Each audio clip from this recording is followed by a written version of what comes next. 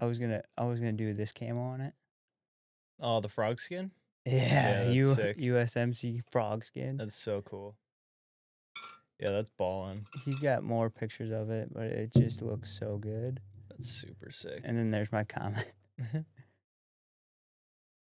Yeah. Man, I love camo, dude.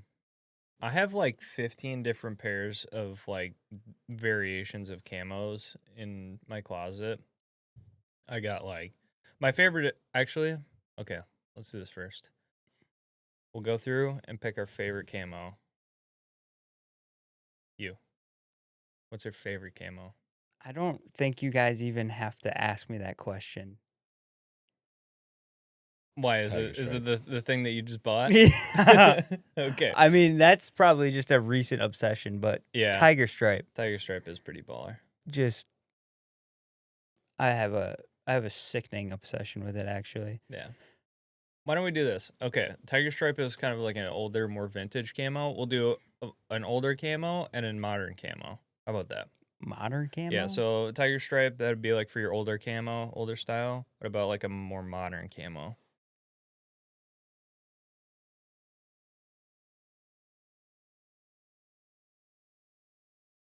I don't really like any of the modern camos like that much, to be honest with you. Really? Like, I think multicam black is like cool, but like It is drippy, but not I super mean, useful. out of all the new stuff, it's probably and just regular multicam is fine. I'm mostly like super plain colors, like Mm-hmm. tan, Tan. OD green, Yeah. black mostly. Mm-hmm. But like if I was gonna pick a new camo, it would probably be I don't know. I just love like the retro camos right now. I'm like if you look in my closet, like half of the stuff is like old duck camo and tiger stripe Yeah. right now. Right. And that's what I'm all about. But Yeah, Yeah. the same thing. It's just that the frog skin, or like you said, the duck camo, the retro.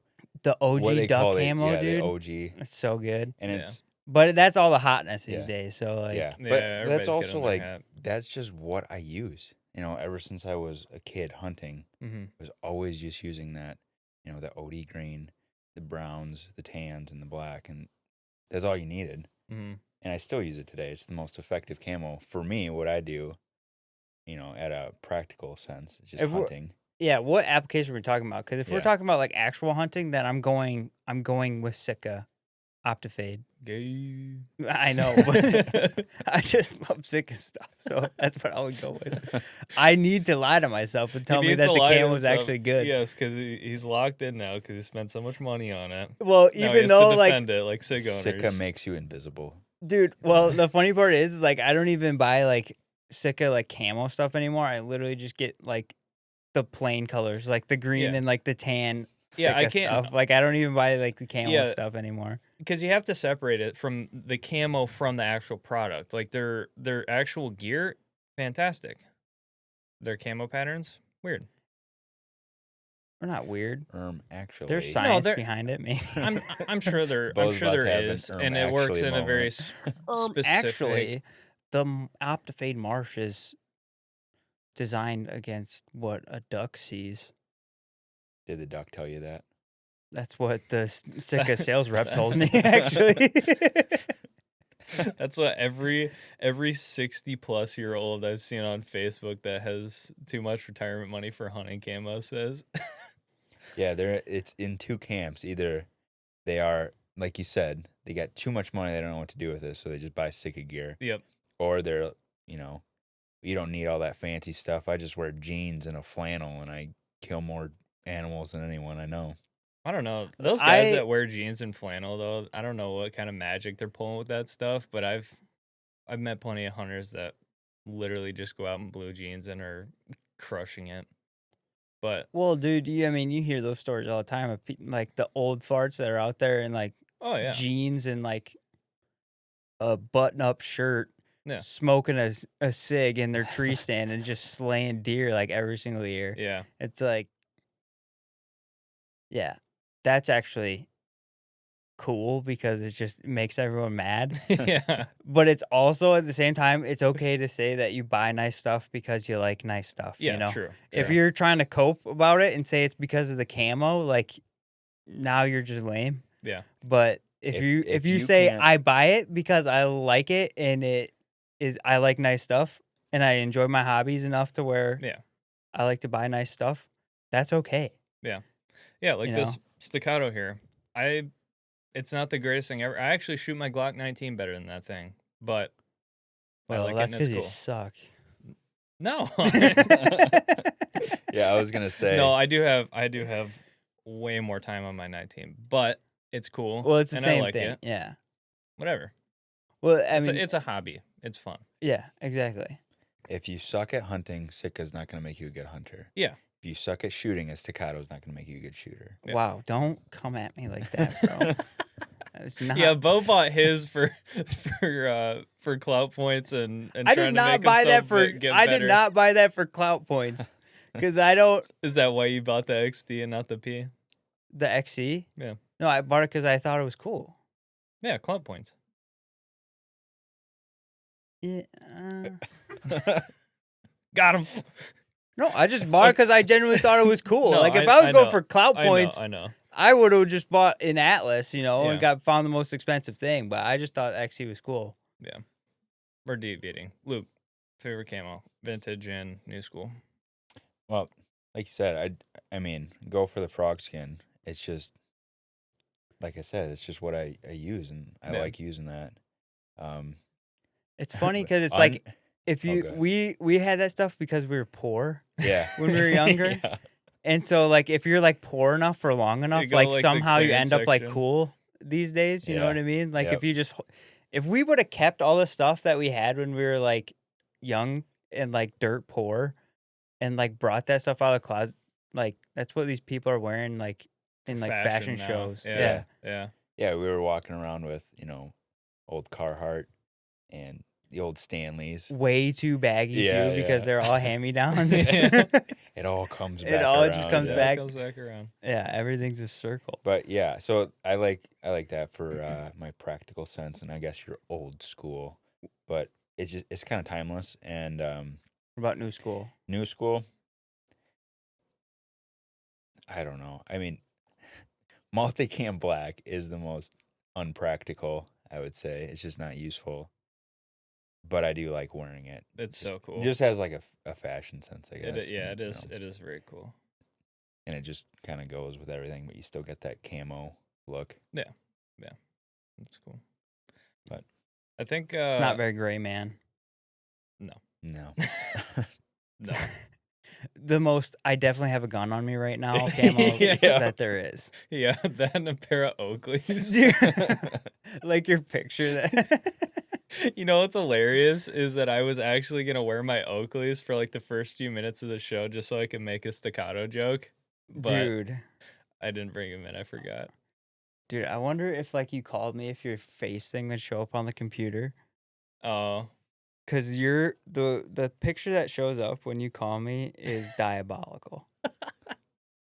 I took a picture since I'm a staccato owner now. I have Yep. to fit the part, so I took a picture in my truck of me wearing, my hat and my Oakley sunglasses, like with the camera held a little too high Yep. in front of my face. Oh, we gotta see it now. Throw it dude, up on screen. I took. Yeah, Bo put it up on screen. I don't know if I'm gonna get in trouble because like the one picture, because there's two, because like right after he bought a staccato, I just found like some random dude. I Google searched just that dude's typical profile picture and Yeah. on Google Images, and a ton of them showed up. Yeah, And I just found the one that was like, Hey, what did you look up? just type in staccato. I don't even remember. Staccato phenotype.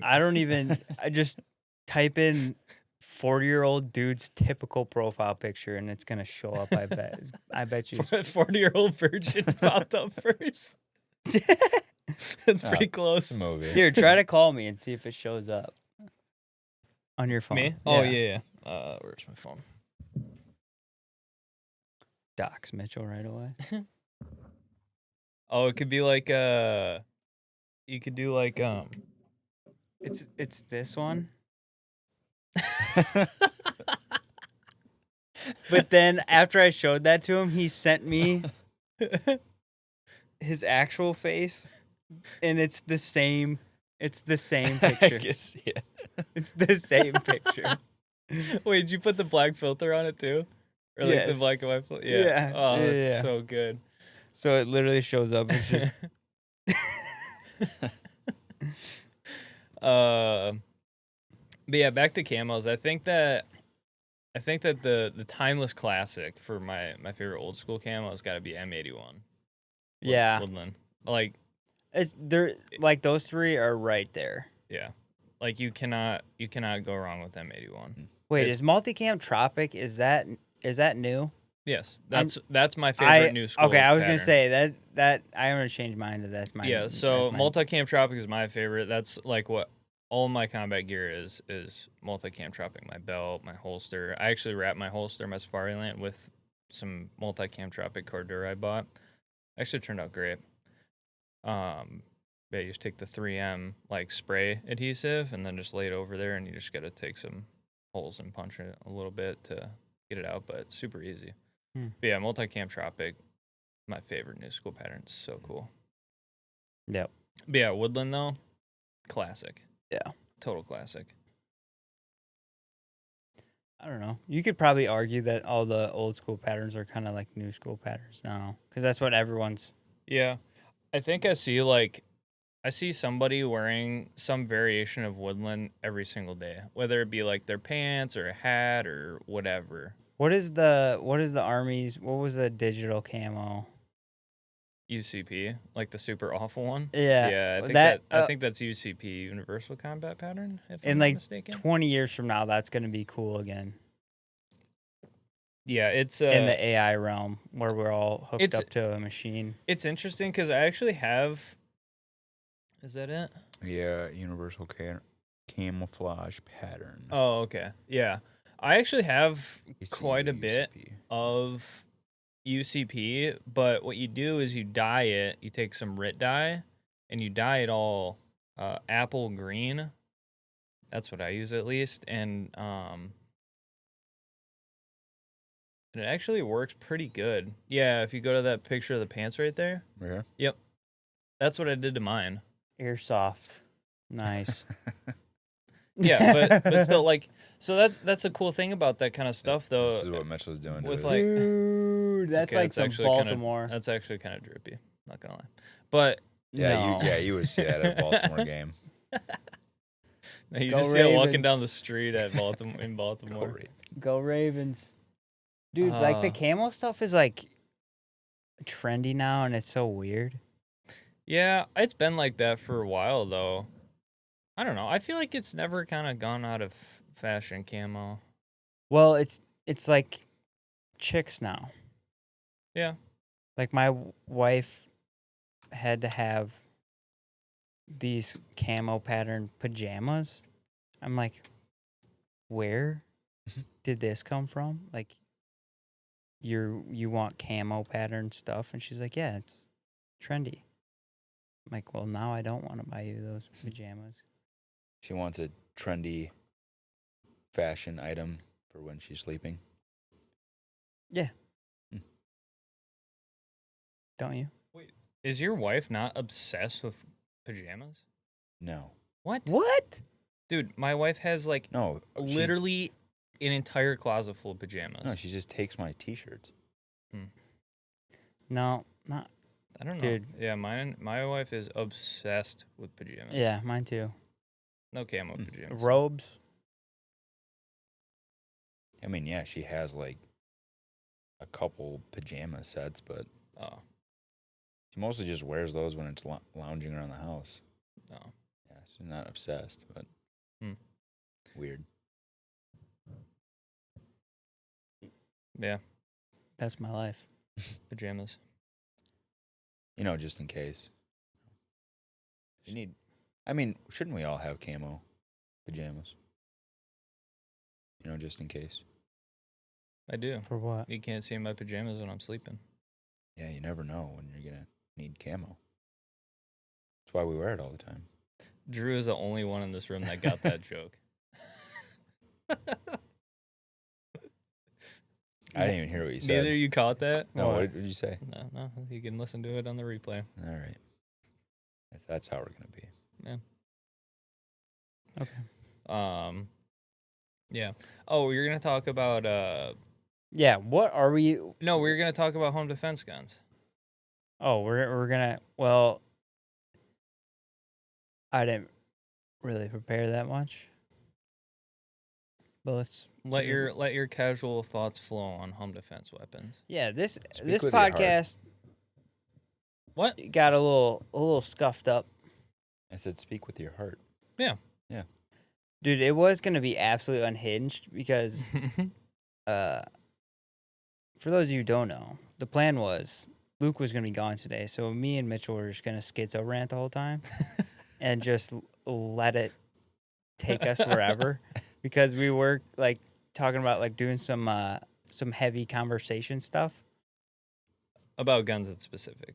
Not that we can't do heavy conversation stuff with Luke here, but like No, but it gun was specific no retardation. No, but Luke was like, because something about you having a philosophical question. Luke's like, don't do that without me Oh, because I want yes. to be there. And then I was like, okay, so I guess me and Mitchell are just gonna, just let it ride and just see where we end up. I actually do want to get Luke's idea on this too. Okay. Well, Uh, maybe we could save that for the end. Sure. Yeah, that's fine. So we just have- remind me in case I forget. We have no plan going into this, so we're just gonna let this episode take us wherever it goes. Anyway, I wanted to bully John Lovell on home defense setups. Which one of his absolutely retarded takes are we talking about? No, The one where like you should have a 8-inch barrel and a muzzle brake on it, so you No can suppressor. scare the person that's in your home. You should never put a suppressor. Like, I want my neighbors to hear. Wait. Did he say it so you can scare the intruder? yes, he said you want the biggest fireball possible to intimidate the intruder Yeah. as much as Well, I mean- possible, and you want everyone to hear If something's The going shot. down at your house. Yeah. your neighbors. I don't know I where knew- he lives. So that's what I was talking to Luke about actually, is that I do remember him saying that he wanted no suppressor because he wanted his neighbors to hear. And I said, okay, if I am looking at it from his perspective, I do believe he lives out in the country and, it may be a mile or two until you get your next neighbor or something. So in that perspective, sure, I get that. But also at the same time, you're making yourself and your family deaf.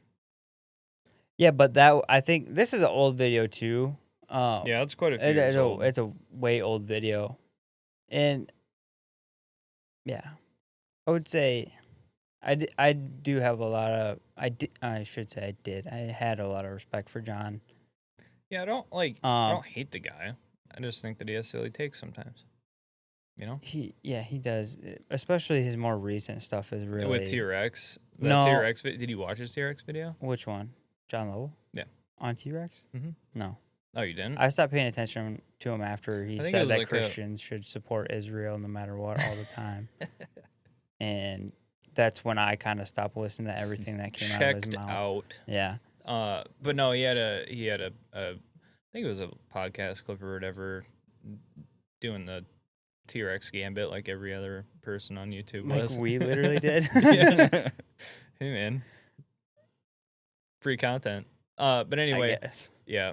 No, he had some cringe takes on the T-Rex thing, whatever. But no, on the home defense thing, it's like, my main gripe with that was he just didn't like suppressors for home defense use because he wanted his neighbors to be able to hear it so they could call the cops. I'm like, you should have your wife call the cops. So were we talking about the same video then, or is this like something more recent that you're talking about? No, it's the same video. It just came up in my mind when we were talking about home defense setups. Yeah, that was literally one of the most stupid takes I think I've heard. Yeah, it was interesting. And he's, what was he, a Green Beret Ranger. Ranger? I don't know. I feel like wouldn't he want a suppressor when he was doing home clearing during work? I mean, I feel like if he was not using one for work, that would really suck. Although I bet those guys use Ear Pro too, though, right? Yeah. Surely. Mm-hmm. Yeah. They have them fancy ones, them super expensive Peltors or whatever Yeah, they probably have the ones that are just getting released to the market now.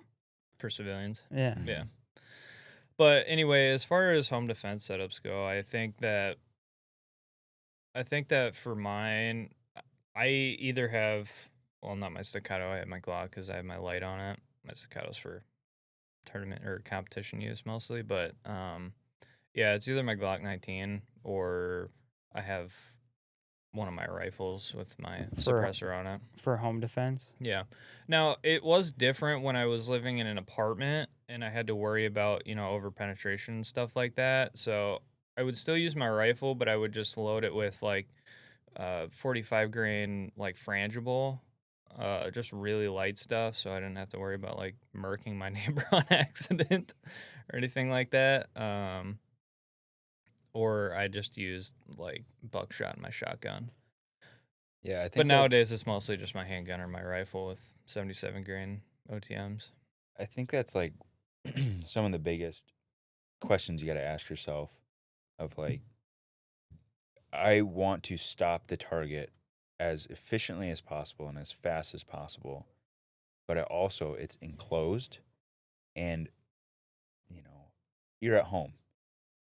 Not everyone has a family, but a lot of guys that are protecting their house probably have a family.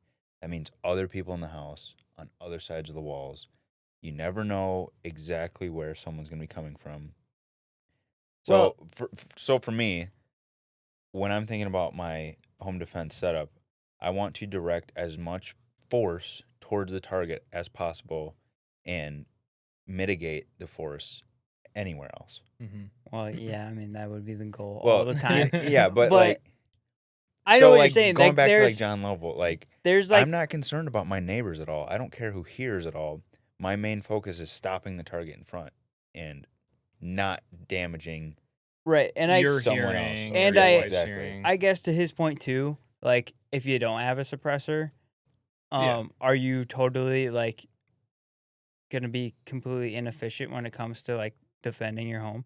No. Are you gonna be really even worried about your eardrums getting blown out of your head at that point? No. No, I would probably think that, defending your family is probably your number one priority in that case. So Yeah. anything's better than nothing. Right. Um, It's just those extra niceties that like, increase your quality of life after that event. Like I would prefer not to have the big E for years and years and years after I have to defend my life.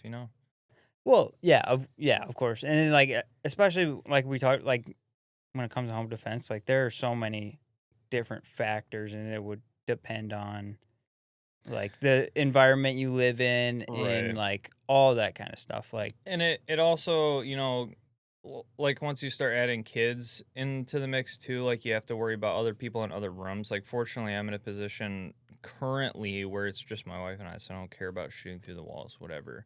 But like then you throw kids into there, okay, now I need to like keep in mind where my kid's bedroom is versus where the so perp is, so I don't like what shoot through him what into my kid's scenario bedroom. would you have to completely like be like, I'm not worried about over penetration whatsoever at all? The best case scenario for not worrying about over penetration, Yeah, like who's the guy who's like, I don't give a crap about over penetration? Who's that guy? a bachelor that lives out in the country probably Just would be the most like you could use an RPG in your house and it wouldn't matter to that guy. Yeah. you are good to go, buddy. Use whatever your Yeah. heart desires, basically. But even if you do have a wife, it's like again, I'm not in my position. I'm not worried about over penetration really into other rooms, just because I don't have anybody in other rooms except for my wife next to me in bed. So whatever, screw that guy through that wall and that wall too. But And I'm not gonna go there. Actually, continue. Sorry. But no, I don't care about shooting my dog like the ATF on accident if need be. I'd rather my dog die. Take one for the team, buddy. Yeah. But yeah, I think that living out in the country as a bachelor, whatever, blow holes through your walls all you want. Barrett 50 cal, buddy. Yep. Yeah, you know, but Send it. yeah, it's just once you start adding those factors like other people in the house or neighbors in close proximities where you have to start worrying about over penetration. Like I live Oh. in town currently, but I still don't think that my rounds are going to exit all the way through my house and out into the neighbor's house and then through their walls. Yeah, Especially you because would I need to I have mapped like I yeah. mapped all the lanes of fire in my house to where, I mean, dude, I've thought about this a billion Are times. you pixel peeking? I am Bolo wall peaks. hacking, bro. You got wall hacks? So actually, Yeah. I mean, I'm sure every dude does this, but I've thought over and over and over again every single scenario that could possibly happen in my house and what I would do in that scenario. You know, I don't know if you guys do that, but I do that. Yeah. But like, yeah, I'll just be laying in bed and like, okay, somebody kicks in my back door I can right this second. What am I doing? I'm pulling my phone up and I'm looking at my camera in my back room. And if I see it's a bad guy, I know exactly the angle that I need to shoot from my bed to the back door to thank smoke him through my He's closet got wall. like thank sticky notes on his wall that says shoot here. thank you, Drew. What? We'll get it. Thank you. Did Thank I you, make a buddy. gesture that looked gay? No. Oh, okay. No, it's much worse. Worse? That's what you said. What did I say? I guess you have to Oh, no. hear it on the replay. Got him. Got him. No, Ye- I'm never gonna live down the allegations. Clip it. No, but yeah, so like I can't wait. At the end of the year, we're just gonna put a montage up of. It's just gonna be called Mitchell Sus clips.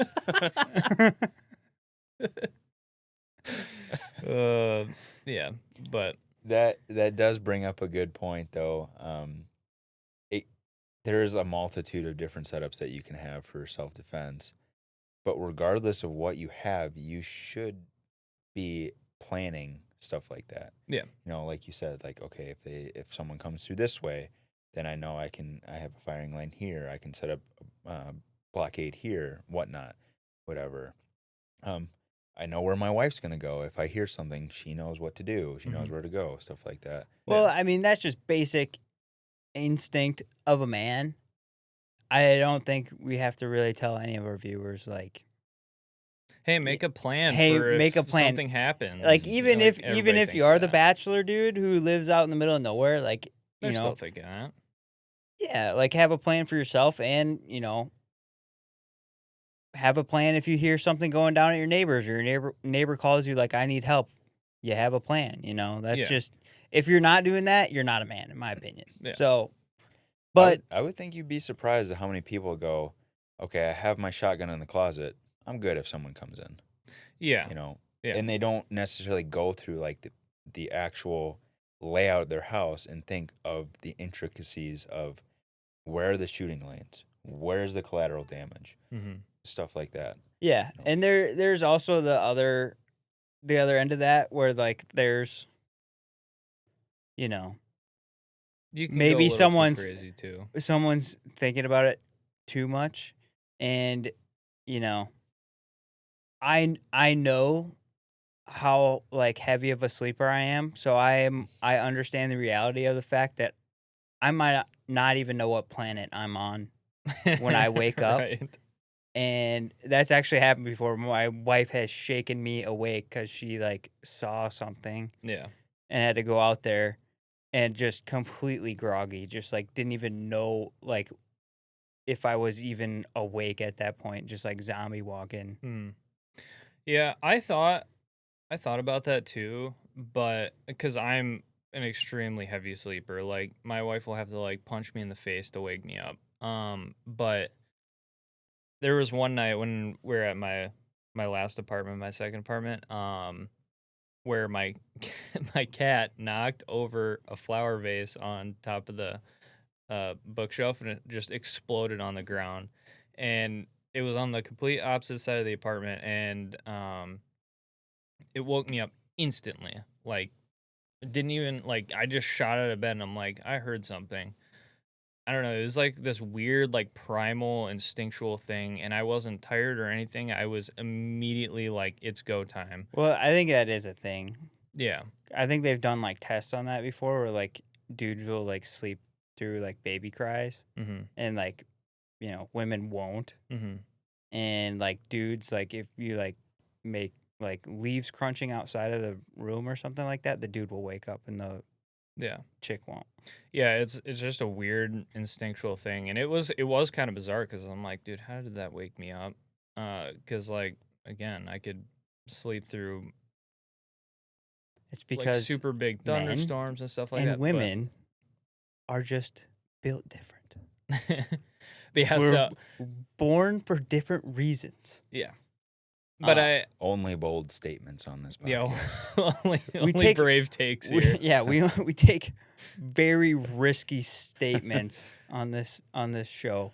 But yeah, so I sprung out of bed and like immediately like I knew exactly where my handgun was. I grabbed it off the thing and I charged it and I peeked open the door and I looked where my firing lines were and I just swept my apartment and I found in the living room the broken flower pot. I was like, oh cool. He shot Babe, it. get down. He like goes to the corner and he goes to this post-it note, and he like crouches down. He's like, I don't see anything. He's bolo peeking. He's like, Yeah. he's like, wait, which post-it note is that angle? Oh, it's this one. And then he like turns around. He's like, Hold on, I gotta turn on God mode real quick. Ends up just shooting his cat. Yeah. No, dude. There's days, man. There's days. I had the actual like opposite, because I had this similar situation where it was like, my wife came, shook me, and it was our first apartment that we like lived in together. Wakes me up, shakes me awake. She's like, "There's someone in here," and that's all she says to me. And I'm like, "What are you talking about?" And I like get up. I'm like, "There's no one in here. I would have heard them come in. Like our apartment's like 800 square feet. Like there's no way I wouldn't have heard them come in like somewhere." Yeah. And I open up the bedroom door, and in the dark, I like at our kitchen counter, I just see someone sitting at our kitchen counter. And I like immediately was like stopped dead in my tracks. I'm like, there's someone in here. And I like was like, what the heck? And I go to turn on the light. It was a bag of dog food sitting on the bar stool. And it was like shaped like someone was just in a hood sitting at the counter. And it like totally was like the actual opposite reaction of yours, where you wake up, you heard a noise, and you're prepared. I didn't hear anything besides my wife shaking me awake, being like, "There's someone in here." Yeah. And I'm like, "You're full of crap." And I open up the door. Like, if someone was sitting there, like, just ready to shoot me, as soon as I opened up the door, I You've would have been been cooked. dead. But, Yeah. like, yeah. Dude, how menacing would that be? Someone breaks into your house, doesn't make a sound, and just goes and sits down at the table. It was, dude, it was, That's it was, kind of diabolical. it was the Terrifying. most uncanny. Like, I can't even describe the feeling. Like, that split second of, like, it just felt uncanny. Yeah, You know what I yeah, mean? yeah. Just someone Yeah. just sitting there in the dark, just That's at the counter. terrifying. Like, perfect view from where, like, the door is. I'm like, it was just weird. Indescribable feeling. You had to be there. So I actually have a hilarious story about me and Luke testing for a scenario in which somebody would break into my house. So I actually had him take. I had just gotten a brand new rifle light, my Cloud Rain. Awful. I got my Cloud Rain, and I turned off all the lights in my apartment. I'm like, hey, go stand at my bedroom door, and when I'm gonna stand over here by my front door to my apartment, and I just stood there. I'm like, okay, now turn the flashlight on. He turns it on right into my face. It just absolutely blinds me, and I'm like, oh, instantly like flashbang, and like that Modern Warfare 3 clip of the guy just getting absolutely nuked by flashbangs like 15 times around. That's what it was. Oh my gosh. Just because I wanted to see what it looked Well, like, we because I started- was dumb. Yeah, we started it with like, okay, flashlight in your eyes, probably not a good idea. Just point it like near me, and we'll see what it looks like. And you're Yeah. like, oh man, that's horrible. Go a little closer. We started working. eventually we got to it where it was like, just point at my face. And that's bad, dude. That is so with bad. a full powered rifle light with an You 18650 can battery. like feel the heat on your face. You tried it too? Oh yeah. Oh, I had to. I mean, Well, he did it. I had to. I Yeah. kind of want to do it right now. It's quite strong here. I got dude. 69,000 Candelas. I Right got there my- in the OKW. I got my TLR1 HLX if you want to see it on I my was Glock. gonna- I'm not gonna point my Glock at you, Yeah, I was but gonna say, I'll you take can- it you can off take if the you light want to off. see what it looks you can like. should we take a do it light on? off, yeah. Should we do it on the podcast? Turn all the lights off and just Yeah, Right? yeah, do it right now. the whole podcast is just dark and all of a sudden it's just me just like ah. somebody have a flat blade in here, like a Dude, like a we're not a actually quarter. gonna do it. Oh, come on. I kind of want to, but All right, Maybe we'll- at the we'll end. get a Maybe flat we'll blade. do it at the Maybe end. at the end, yeah. Here, I'll- Stick around till the end. See yeah, Bo Patreon turn in. exclusive. Watch Mitchell blind me. But yeah, so that was quite silly. I was Mitchell gets a rant. Hey, dude, this thing's got 90,000 candela. Have you ever felt that on your face before? yeah, that wasn't my brightest moment. I'll admit that. Okay, my bottle cap is breaking. just guys being dudes. Yeah, no, but Yeah. yeah, This that's is the my exactly what eyes. happened to Mitchell. Wait, was that the my eyes from Yep. SpongeBob? That was when King Neptune takes off his crown, shows his bald head, right? Bald. Bald. Bald. Yeah, but no, I had a big white spot in my vision for like a day. No, dude. Yeah, not my brightest moment. You probably lost like some points off of your like vision test. Oh, for sure. My vision's already terrible as it is, Oh yeah. but whatever. I still got to get glasses. It's another percentage point up. Yeah, dude. It's No, so, but, it's like, so I weird. wonder. is I wonder if interesting, Mitchell's though. gonna lose his license first or his eyesight. I already did lose my He's gonna. license once. Yeah, I was gonna I say. know. That's what I mean. Like we're. Well, I did lose my vision when I was in like 3rd grade, and then my driver's license I lost when I was 18. Yeah. So it's probably pretty Yeah. close to the same amount of time, like you being alive to when you first lost your vision to you getting your driver's license and you losing that. Probably pretty close. Yeah. No, too many speeding tickets. It happens to It us all. happens to us all, man. Yeah. Not really, but Yeah, trying some to of make us you get feel pulled better. over for speeding, some of us get T-bone. twice. Mm-hmm.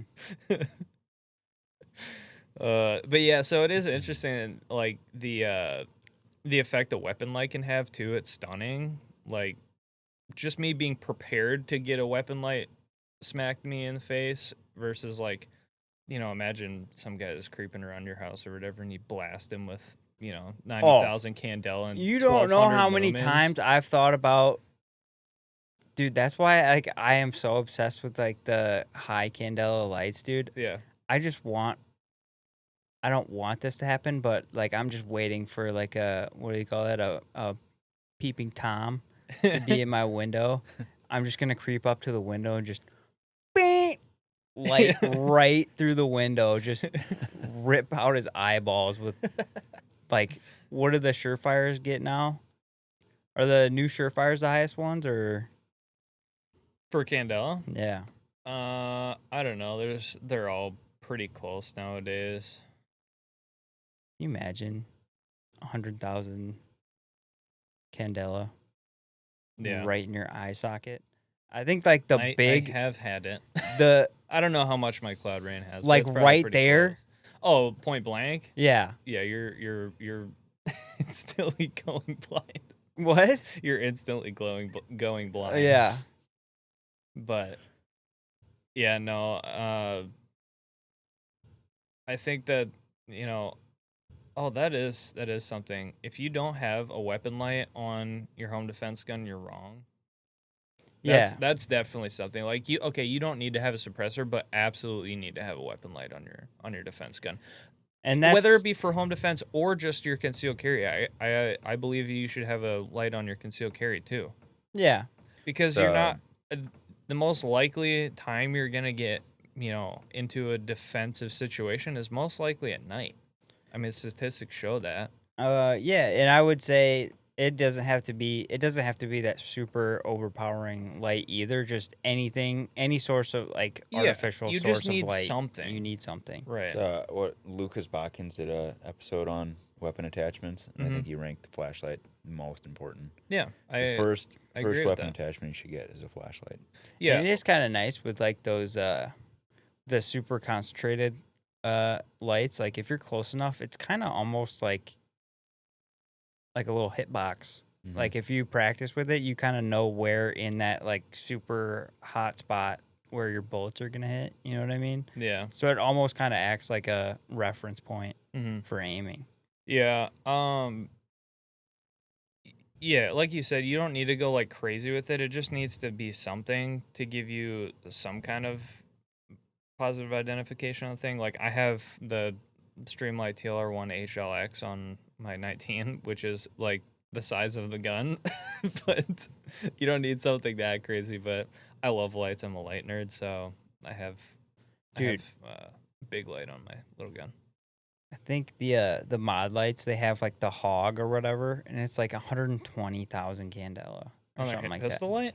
They have it. It's like it's an oversized like rifle light, but it's like you can either have it as a handheld or you can. They have like M-lock attachments that you can put it on your rifle. Okay, I thought it was a pistol light. What's the name again?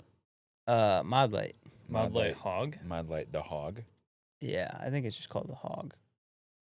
Yeah, I thought you were talking about a pistol light. I'm like, dude, how long is that bezel, bro? Like, it has to look like No. you've got like a bayonet on the end of that thing. Yeah. Handheld Scroll down. package. Scroll Yeah, down. Yeah. Let's see. There we go. Oh, 170. 170,000. Dang, that's crazy. I was way off. That's insane. That's nuts. And dude, I remember a couple years ago when they first came out with like the OKW. Oh, that's for the OKW. Go back down. The PLH V2 it's has still 120,000. Yeah, but it's got 1,350 lumens, Yeah. which is crazy. More throw, but not as concentrated. Yeah, That's I insane. mean, yeah, like that. but you're getting more light particles down Monlight range. Systems is proud to announce Look at the that Hog thing. Yeah, it's lineup huge. of weapon lights I and wa- handhelds. I So was let's gonna into get it for the Gordy We to offer make it this look Hog like a light old in school. a Scout Oh body yeah, version where they'd have the big old Yeah. like Duracell. and a handheld Yeah. Yeah. version. I want to put it on there The just cool to thing like about make it these is kind there's of two retro, but emitters. also One is like the insanely OKW, which is overpowered. 720 oh lumens. my gosh, look at that. It's ridiculous. Yeah, that's crazy. I don't know if we're It's gonna like put a this. lightsaber. I don't know if we're gonna put this on because like no free shout outs, but actually, I mean, we've been saying mod light and talking about their light. yeah. Yeah. I'm not gonna talk nice about them until they start paying us. Didn't they have a controversy recently? just- Yeah, they did, and that's Yeah. why I kind of was like, I don't know, I don't even know what it was, but I thought it was something with their pistol lights. Just bleep out mod light. I thought it was something to do with like an employee like being angry or something. No, that was Cloud. Oh, that was Cloud. Yeah, that was Cloud. Didn't Modlight have something like that? From what I remember, Mod Light was some with their pistol lights, I'm pretty sure. Hmm. But yeah, I don't remember. It was maybe I think it was their switches were bad on them, and they were like going out at a pretty high rate. Oh, It says that mod light controversy stems from a business decision by Mod Light Systems to sever Yeah, this ties was with a long- T-Rex arms. that was a long time ago. Yeah. Yeah, it was 2021. Yeah, I don't remember, but Hmm. I do remember there was something going on with the switches for the Mod Light pistol lights. But I don't know. Oh, so speaking of pistol lights, they got the Harbor Freight stream lights now. Mm-hmm. I bought one. I know you did. But now Harbor Freight suing, or not, Streamlight suing Harbor Freight for it, and I'm like, oh man, I gotta go get one, so that Well- I can get the rare exclusive one. I can Yeah, that- scalp for it on tax I was swap. gonna say that makes me want to buy it. Yeah, but anyway, so That literally does not sound appealing at all. Where was I going with this? I don't know. Probably retarded. to your Anderson, buying an Anderson lower so you could maybe SBR it and have maybe it be a rare collectible in the future. yeah. No, I had a point with that. I don't remember. We really narrowed down our options on home defense Oh, guns. I remember what it was. Surefire came out with their Streamlight TLR7 clone. Did you see that? Hmm. Surefire's got a new like small like micro pistol light now, just like Streamlight's TLR7. It actually fits in the same holsters even. It just looks a little different, but it's basically a Streamlight. I don't remember what it's called, but yeah, it fits in the same holsters, which is cool for. Wait, it's like the same size as like the sub, Yeah, it fits in the same holsters. like what are the TLR7 sub? They've got a couple. They've got the sub. They've got the TLR7A. They have the HLX, which I have, which is a great light. Dude, the fantastic small light. The worst thing about like gun stuff is the names. Yeah, Streamlights isn't as bad as Surefire's though. Their naming conventions. Surefire's is weird. They all suck. They all do suck. Glock sucks. Glock sucks until you actually like get to know them, and they're pretty simple. But I also am a Glock fanboy, so. Well, yeah, I mean, if they're if also they narrowing them down too, like they if got they rid of. weren't the most popular gun company ever, like, yeah, it Yep. would suck for They everyone. got rid of like a ton of models, and like their 40 and 45 and 10 mil and stuff like that. They're really starting to streamline their models, so it'll be a little bit easier in the future to be able to tell what's what. Whereas like back in the day, you had the Well- 19, the 19X, the 17, the 34, the 48, the 43, 43X, like all kinds of different models for pretty much the same thing. And isn't like, I'm not like a Glock fanboy. Like I like my Glock, Mm-hmm. but like even when it comes to like, isn't like the 45 the same thing as like the 19 and like, is that correct? Or is like, don't they have like a series of like 40, like Glock 40 whatever is like basically the same thing as the 17 and the 19? Yes, they'll have the same size, but it'll just be a different caliber. So like the Glock 23 is the Glock 19 in 40 caliber instead of 9 mil. But I thought there was like a Glock 40 something that was supposed to be like it's this. The new one? Yeah, it's supposed to be chambered in 9 mil. It's like the same thing as the 17. Yeah. So the See, this is what I 45, mean. He's like, yeah. yeah, the 45. Yeah. Oh, that Glock 40, whatever that you were just saying. Oh, you mean the 45? The 47. A. Oh, the 47. The 47 is the new. 0.5. The 47 the is 47 my and a half. goodness. The 47. The Glock 47 9 mil. It's actually a completely different sized gun than the original Glock. No, the 47 is the Glock 17. It's just what they're switching from the 17 because they discontinued the 17s. If you didn't know, the 17 is the full size 9 mil. I own one. I know where it is. Okay, just in case you didn't remember the naming conventions. Well, okay, sorry. You were talking to the viewer, not to me. I'm talking to both of you, but Oh, okay.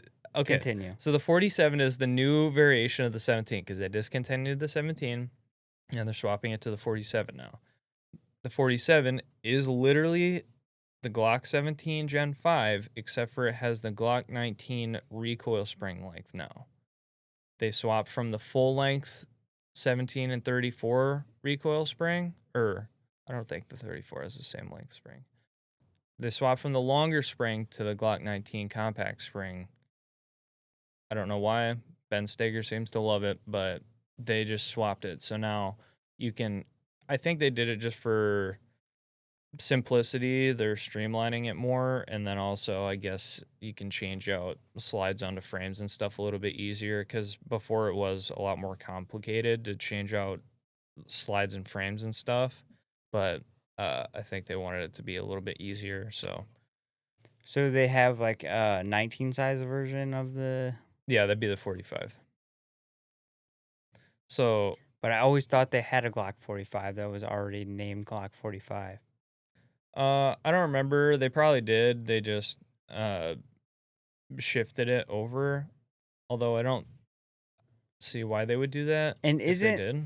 isn't like the Oh like, no, the I'm sorry. smaller Glock, like the whatever's supposed to be competing with the P365, like The that. 43 and the 43X and the 48. That's their slim ones. And the 48 is actually supposed to be smaller than the 47. Yes, the 48 is the same size as the 47, or no, the 49. He doesn't even And- understand. Yes, the Glock 48. This is what I mean when I said I'm just thinking about The like, Glock 48. someone who doesn't know about Glock at all is just hearing, okay, the 48 is smaller than the 47, but wait, hold on, is the 49? Is it Okay. the 17 or the I think the 49 no, is their you're new. right. Gen 5, not the Gen 3, the Gen 5? because that 47 they discontinued in Yes. 2002, Yeah. and then they reintroduced it again in 2005. But they just discontinued that version last year. So now there's a new, but it's a completely different size handgun.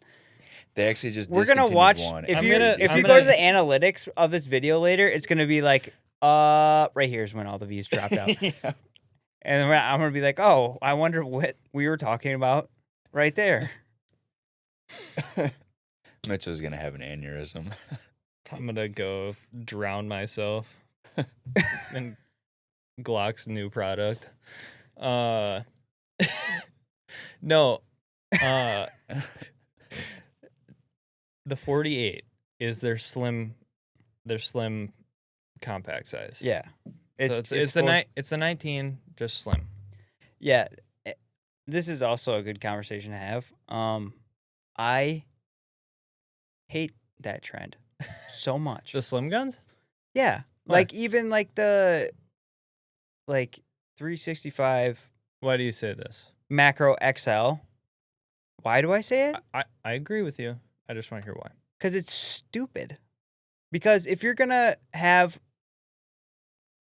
a slim gun or a carry gun that it started out very baby sized Mhm. for concealed carry purposes, Mhm. and then you continue to build that gun out to have a longer grip for more carrying capacity and more grip surface area, and then you make the barrel longer because you want, I don't know, better ballistics maybe or whatever. At what point are you like, just carry a full size gun? Okay, this is where we And don't tell connect. me don't tell me that this much of a size difference really makes that much of a difference in printing It doesn't. at that point. So I agree with you on this. I've It's a seen the stupid trend. It's especially bad with SIG, because we saw SIG go from the 365s. Just Original. carry a P320.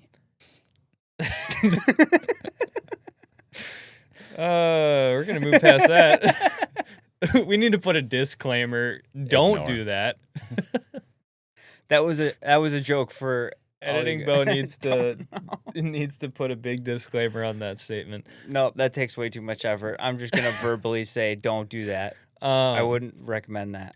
We'll get into that later, but You can research that on your own. But with the 365s, we went from the real small original 365, Yeah. and then it's like, oh, okay, it only carries like 10 rounds, I think, and then But they got the shield mags, right?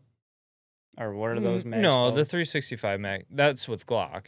Where the regular Glock mags only hold, I get in the whatever. But the shield mags in Glock do increase the capacity because they're not polymer and metal anymore. They're just metal, and so they're wider walls, so you can carry more regardless. But with the 365, they started with the smaller ones, and then it's like, okay, let's bump the grip up to the macro, and we'll increase the barrel length to the macro length. And now we're adding a comp to the end of it or whatever. And it's now it's the size of It's literally I like think the mine same is literally the size. same size as my Glock 19, just slim. It's like, okay, cool. You made a narrower gun, but the same size. The grip length is what prints. Yeah, exactly. It has. That's what prints. Yeah, Mhm. and I don't know. I guess I wouldn't really. You can make a paper thin gun, but if you've got a full size grip length on it, it's going to print. Yeah, But my theory on that is they're making the 365s bigger and bigger and bigger because they want to kind of compete eliminate the. and push away the 320. Mm-hmm. Now that we've got like full size 365s just about.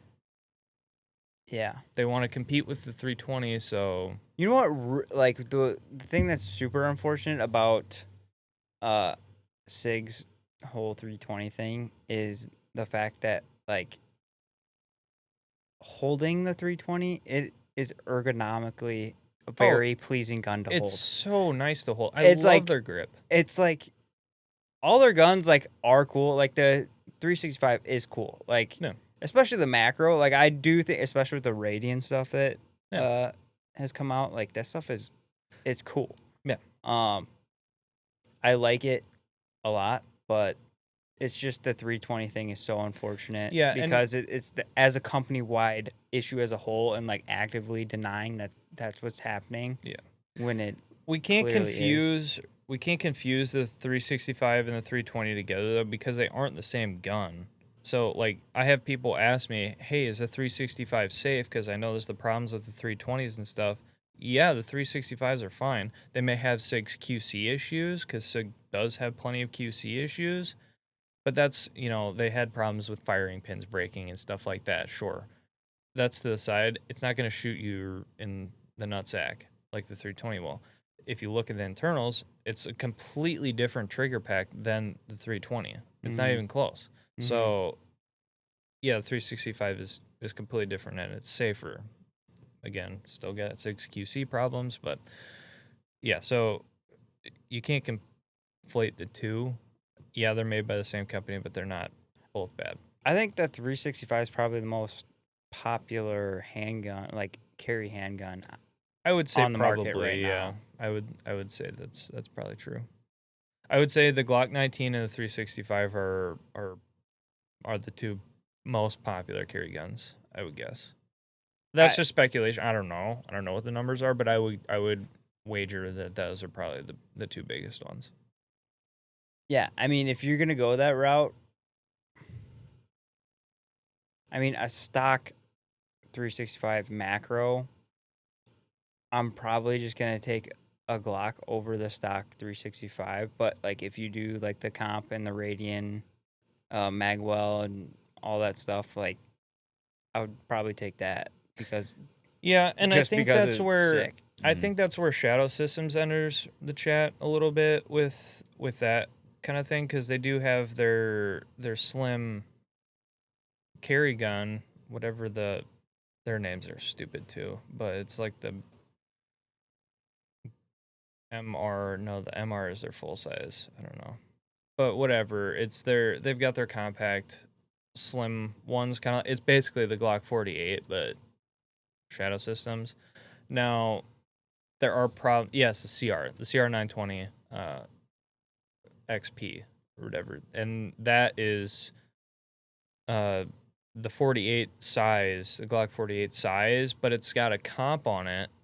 It's not Radian's deal, but it's very similar. It's just got a locking lug on the end of the barrel that you pop a little lever on the comp and it just pops on and off. It's quite cool actually. Matthew's got one. It's actually a very very good shooter. I was impressed with how soft it shot. Not soft. It's got a very stiff and quick recoil impulse, but it returns to zero very quick. And I was pretty impressed with that. The comp does a lot, but Shadow Systems has their own problems too with reliability and stuff. So it's like, okay, that's what I what do mean. you If win? you're new, Do you win? if you're new and you want a carry gun, you want to do it all gun, just get a Glock 19. Just get a Glock 19. And if you're that much of a baby to where you can't carry a thick double stack, then get a 43X or a 48, whatever. The thing I do find fascinating though is that the slim ones like the 48 and the Shadow Systems and the 365 macros and stuff carry like 17 rounds in them, which is crazy because my Glock 19 carries 15 in it, and it's such a much bigger gun. I think MacGuard came out with their metal Glock mags though, so that they bump up the size. But I don't think they make them for the 19 size. They make them for the full size. I don't know. But I think in the 17s with the full size MacGuard metal mags for the Glocks, they're carrying like 20, which is pretty cool. I don't know if they make the Yeah, compact why wouldn't they size. do that for the 19? I don't know. I haven't checked. I would say that would probably be universally a very popular product. Oh, for sure. I mean, dude, I would throw out all my Glock mags and just buy those. But those have their own issues too. They're not Well, right now. They're not as reliable, but yeah, I'm it's sure hard they to can work out. it's hard to kinks. beat the reliability of Glock mags too. It's just it's such a matured platform.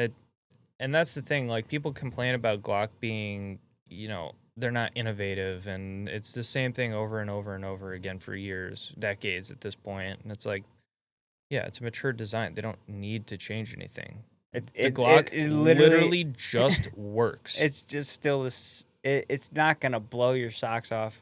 It's not. No, it's it not a doesn't- staccato. It doesn't It's look not the an Atlas. coolest. It's not a fancy SIG with all the ergonomics. Yeah, but it fires every single time you ask it to without fail. I mean, you probably can't go that far, but for the most part, you're probably not wrong. Yeah, It's I will say it's still the standard. it is the standard. I have just under 18,000 rounds on my 19, and I have 3 malfunctions on it. All of them were from steel case ammo. That's it. Yeah. Yeah. So if you want a gun that's just gonna be, and this, we'll try to loop back here into the home defense gun category. Yeah. If you want a gun that's gonna just, everyday carry, home defense gun, it is gonna be extremely hard to beat.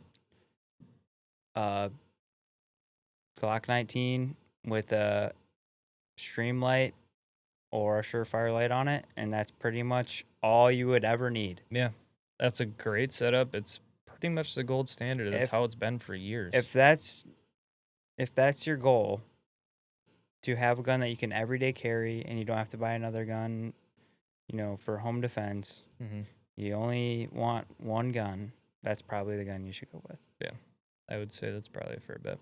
And if you can afford it, I would highly recommend putting an Armor on there because Yeah, get a red dot. make everything much easier. A lot easier and a lot of fun. Yeah, but yeah, I feel like some dudes just like, not to say that the Glock is the only good gun out there. I mean, it kind of, I might come off as sounding like that. I'm partial to Glock because that's what I shoot, but there are plenty of fantastic guns out there. The M&P 2.0s are great. Yeah, like I was gonna say, Walther PDPs are great. I just bought my Glock not that long ago, and I've owned guns for a long time. So there's plenty of good guns that are around kind of the same thing, but just in general, you're not going to be able to get like the aftermarket support and like part support if you ever need Glock parts. There's a gajillion of them. Yeah. And reliability, it still is the standard for handguns. Yeah. In terms of just like regular use. Yeah. But I think that's kind of what drew me to Glock in the first place was number one, just the reputation they have, but also like the customizability of them, at least at the time, was like unmatched by any other platform. It's kind of like the AR-15. Oh, it's a gun nut's dream, right? Yeah, I mean, like, dude, I could put anything on it to personalize it to me. Like, I could put a threaded barrel and a comp on it and red dot, and then all sorts of menagerie You of can get triggers. I can stipple the grip. I you can. can get the cool backplate on the back that says "Lions don't care about the opinions of sheep."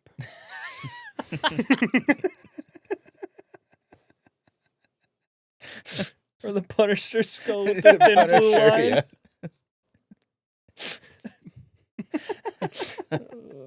That took me out, dude.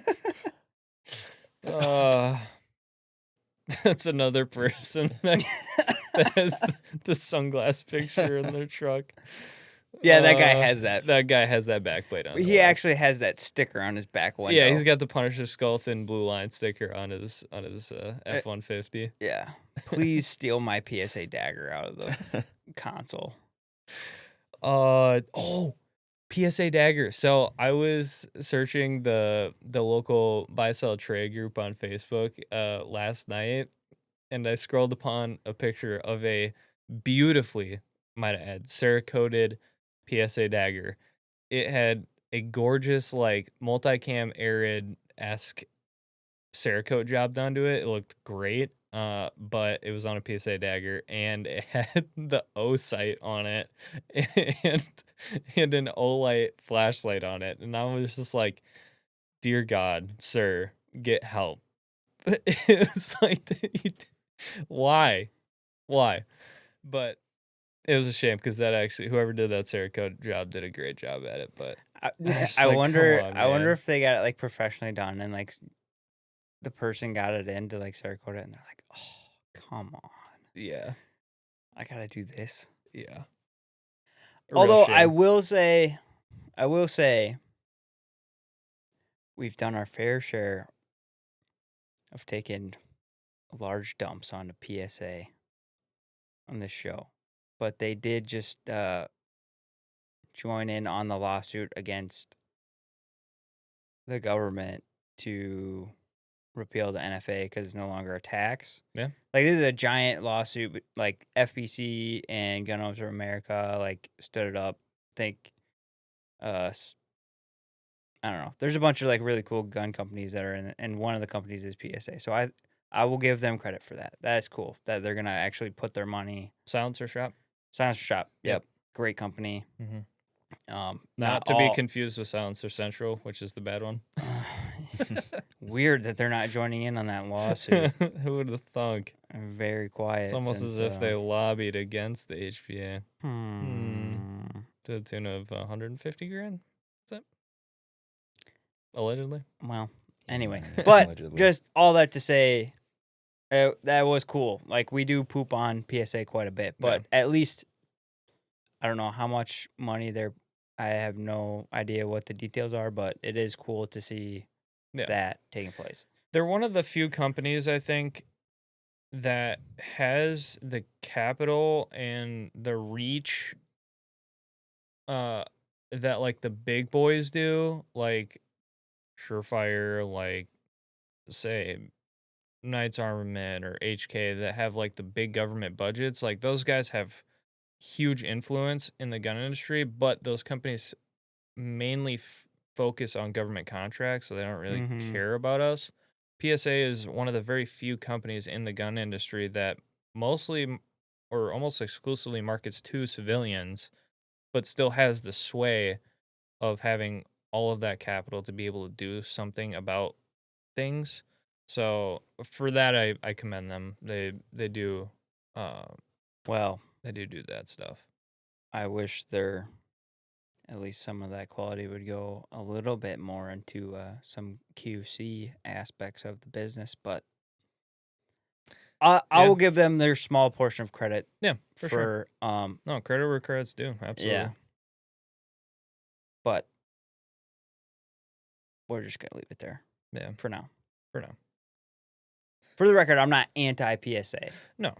It's an American company. I do want to see them succeed because I like the idea of American company that markets strictly to, not strictly to, but like majority their market is to civilian Yeah. market and getting guns at a more affordable price to the American populace. Yeah, I love that idea. That's a great idea. Is it executed well? Probably not. Could be Probably better. not. Yeah. They have some issues with their But QC department. it's not to say that like all their guns suck or everything they do sucks. I mean, Yeah, no, they I have a PSA Dagger slide. It's been great. To be fair, it's kind of hard to screw up a Glock Gen 3 slide. Yeah. It's pretty simple and it's been around Mhm. forever. But, you know, it's not like everything is absolute garbage tier crap. You just have a higher likelihood of running into QC issues or whatever just cuz and when you send my bigger issue is like, yeah, if something's American made and it's, made to be more budget friendly, yes, you are going to have a cheaper product than like the real deal. Like you're not going to get HK level, fit and finish on a gun that costs $329. right. Yeah, But you're not buying also, if you expect, people in the gun industry to do reviews on that product, when it has a bunch of problems, you shouldn't, you know, get your fanboys to mass report that account and, Yeah. Go after these people and try to actively shut down their account because they said something bad about your product being a piece of junk. Like that's BS to me. Yeah. But that is what it is. Yeah. They banned Focus Trip from buying from them. Mhm. They won't ship to his address. And the 110 SAS Yeah, he actual got his thing. video nuked. But how much of that is PSA fanboys and how much of that is PSA? That's hard to Who say. really knows? But I'm sure they weren't. I will trying to say, stop it. PSA fanboys, at least Yeah, you guys are the some of worst. them, I don't. that is The one company's of the one most, thing, but the PSA fanboys, you guys are the worst. That is one of actually. the craziest collections of people I've ever seen. Number one, They're just the MAGA people, and cope and seethe galore. oh my gosh, dude. Yeah, good thing we have nothing to talk about today because luckily it's been a slow news week. So much coping and seething, but yeah, no, like just get off of that whole Reddit page. just dude, I'm get gonna off of throw Reddit up. in general, dude. Get it off. I don't want to see it. Get Reddit off. Oh It's my. like the clip of Donald Trump with the lights in his No, turn face. those No, lights off. turn those lights off. Oh, Gosh. Alright. Reddit is awful. I want to read some of those The most later. vile cesspool of garbage.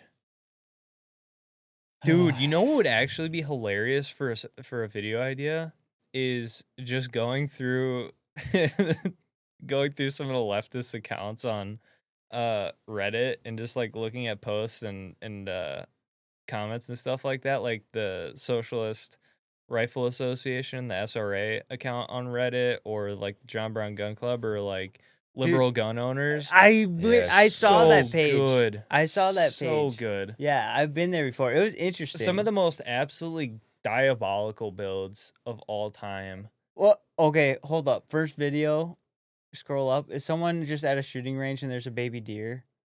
Or is it just a baby deer and just saying complete disregard? Yeah, it looks like just a baby deer walking around at a range, and it Oh. says that he's got complete disregard for range safety, I guess. And then if you look down, it's armed minorities are harder to oppress, and it's a guy with a airsoft plate carrier with a BLM fist patch. No, that's a legit play carrier. Hey. I can't see that. Hey, very that's a well. true statement. That's a true That is a statement. very true statement. It's a true. I mean, the patch extremely cringy, but I mean, it is a true statement. He also has a 20-round Lancer mag in his AR and an AK. I mean, it's a legit setup. He's got what is that? That's a Daniel Defense upper. It looks like A a handguard at least. go down. Okay. Wow. Temporary. Mosin Nagants and SKSs. Oh, there's the Canic, of course. Cool. Go down. Nice little trigger safety. Yeah, Go I over, love go over, the go trigger. over, go over. Oh, the Turkish shotgun. Gross. Go What's over. the next one? Not bad. Not bad. I'm not gonna hate. Oh no, a better way 2A. Oh, so good. Dude, a better way 2A is that's really something. I don't get it. A better way 2A is a social media page. It's a leftist social media gun page. Wait, go up. No, down. I can't see it. What is that? Is that an M&P? Like a shield or whatever? It looks like a Are the shield. viewers even be able to see this? Oh boy. I'm definitely not gonna be showing Yeah, no. that. Cringe. Very cringe. Yeah, that's an MP. Anyway, no, I have seen Enough some of that. absolutely diabolical builds on those pages. It's so bad. I'm not gonna hate too much because I'll go to regular 2A groups and I see some pretty stupid builds too. So Yeah. I'm not gonna say too much about it. Like I think it doesn't matter what side of the aisle you land on. Go to the I'm pro gun for everyone basically. Besides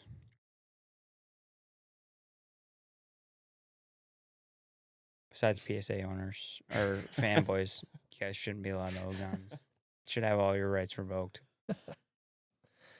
I'm just joking. maybe not the Troons either. The who? The Troons. Shroons. Yeah. Transmissions. If you catch my drift. No. No? No. I don't agree. Yeah. who You don't cares? agree? No. I just don't like Christian schools getting shut up. I Well, mean, I that's don't like any true, schools getting shot yeah. up. I don't think anyone likes schools getting shot up. No, but yeah, the rabbit hole of leftist gun culture is fascinating to say the least. Yeah, so that's why I would say, Let me pose you this question. The leftists don't believe you should have guns. Why should you support them? why Mm-hmm. support them having guns? Mm-hmm. They wouldn't do the same for you. Because I just don't believe that anyone should tell anyone that they're not allowed to own guns. And Fair. I'm just playing devil's advocate here. yeah, I would say, yeah, even if they wouldn't do the same thing for me, and if their whole argument is the only reason they have to have guns is because we own guns, Mm-hmm. I would just say, I mean, they're probably correct, right? I mean, the point of owning guns is because, Your enemies have them. right. I Yeah. mean, there's adversarial, forces in the world who, not saying we are the adversarial force to those people, but like just in general, like someone breaks into your home, that's a adversary at that point, right? Mhm. So, I mean, there's just evil in the world, and you should be allowed to protect yourself from that. And I don't think it's right to deny that from anyone. Yeah, there's a difference between the argument of should you own guns, and an argument of why do you believe you should own guns. That's a completely different argument, different topic. Yeah. Like, we might disagree on that, but it doesn't matter because we both agree that we have a right to as citizens of America. Right. So let's not find the spots that we disagree. Let's just stay on track with the stuff we do agree on. Yeah. But even it goes back to the the first thing we see is like armed minorities are harder to oppress. Like, do I believe that their mentality is tracking 100% all the way there, that everyone is against all minorities? No, I don't think that is the case. But is the statement incorrect? No, it's that's a pretty true statement. Yeah. I would say armed populace is harder to oppress. That's the whole point of the Second Amendment, actually. If you really get down to it, that is kind of the whole encompass. Like, That's what it's for. Yeah. So the government can't oppress us. Mm-hmm. So, yeah, I agree with that statement, actually. Yeah. I'm trying to remember the question I was going to pose to you or thing that I was thinking about earlier. Well, that's why I was just gonna say. That's why I would take, Ronin Arms SDK as my home defense weapon, is because it is short, compact, and 9mm, and you can put 115 grain regular Black Hill ammunition into it, and it will be subsonic when it comes out. Ronin Arms, please get this man a gun. Dude, the amount of glazing I have heard from this man's mouth. Dude, we dude- didn't start this podcast to dude be is a shill, but I am just a shill for free. This is the coolest. It is. I'm so obsessed with that gun. It's This dude unbelievable. is fiending for an SDK Ronin Arms. I if you will- ever see this. I will have one. He will probably never see this, but I'm gonna still talk about it anyway because it's so sick.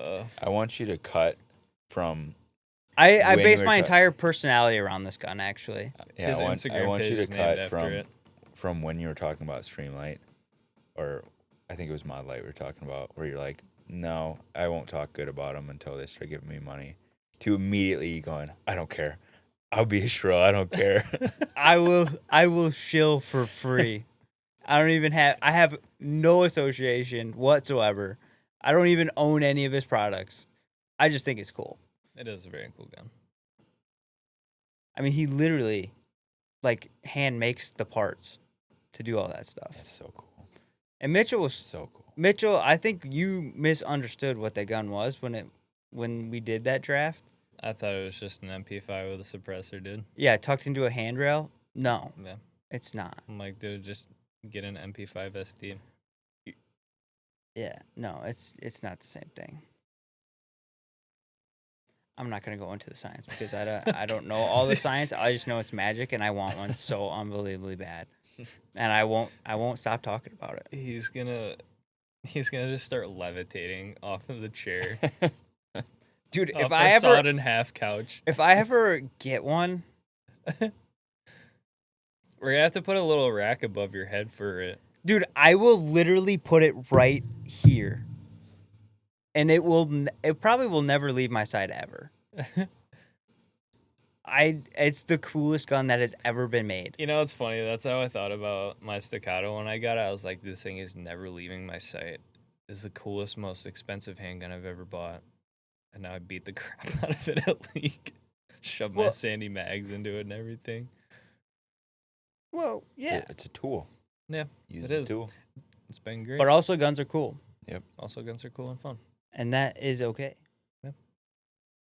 And that is what this whole podcast is about: is highlighting cool guns and making guns fun again, and highlighting cool gun companies that are doing cool stuff and don't treat their customers like crap. Like Ronin Arms. Please send Bo SDK.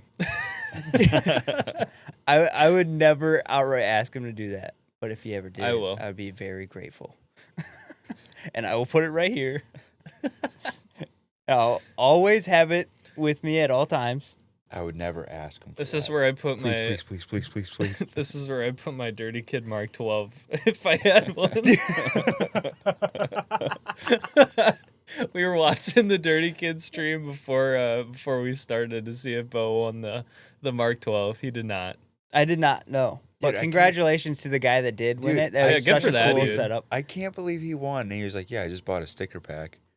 Yeah, good for That's that so guy. awesome. Yeah, that is That's really so cool. awesome. Good for that guy. That is really cool. That is really cool. But I did get some shirts, and the shirts are cool. So thank you, Dirty Kid, for Yes. allowing me to believe for half a second that I may actually get a cool Mark. Also, 12. Dirty Kid is just based They're in general just a because they got bunch the of cool ATF guys. is gay Yeah. shirts. Like they have a whole lineup of ATF is gay stuff. It's and such it's awesome. it's such a good marketing strategy. It's really cool. Did I send you the video of their big box truck that I think they brought it to SHOT last year or something? I don't know, They but I did. drove, I they did drove see that. Their, It was really their big cool. box truck with ATF is gay plastered on the side. Yeah, it is really cool. Awesome. Yeah. Um, So what gun are you using? We still have not nailed down any good options, or to the viewer, like to the people who don't know, they're still like, I still don't know what gun I should use for home defense. I don't know if there's anybody who has stuck around past that point after my Glock talk. Yeah, I guess you have a good point. They don't care at this point because they're not listening.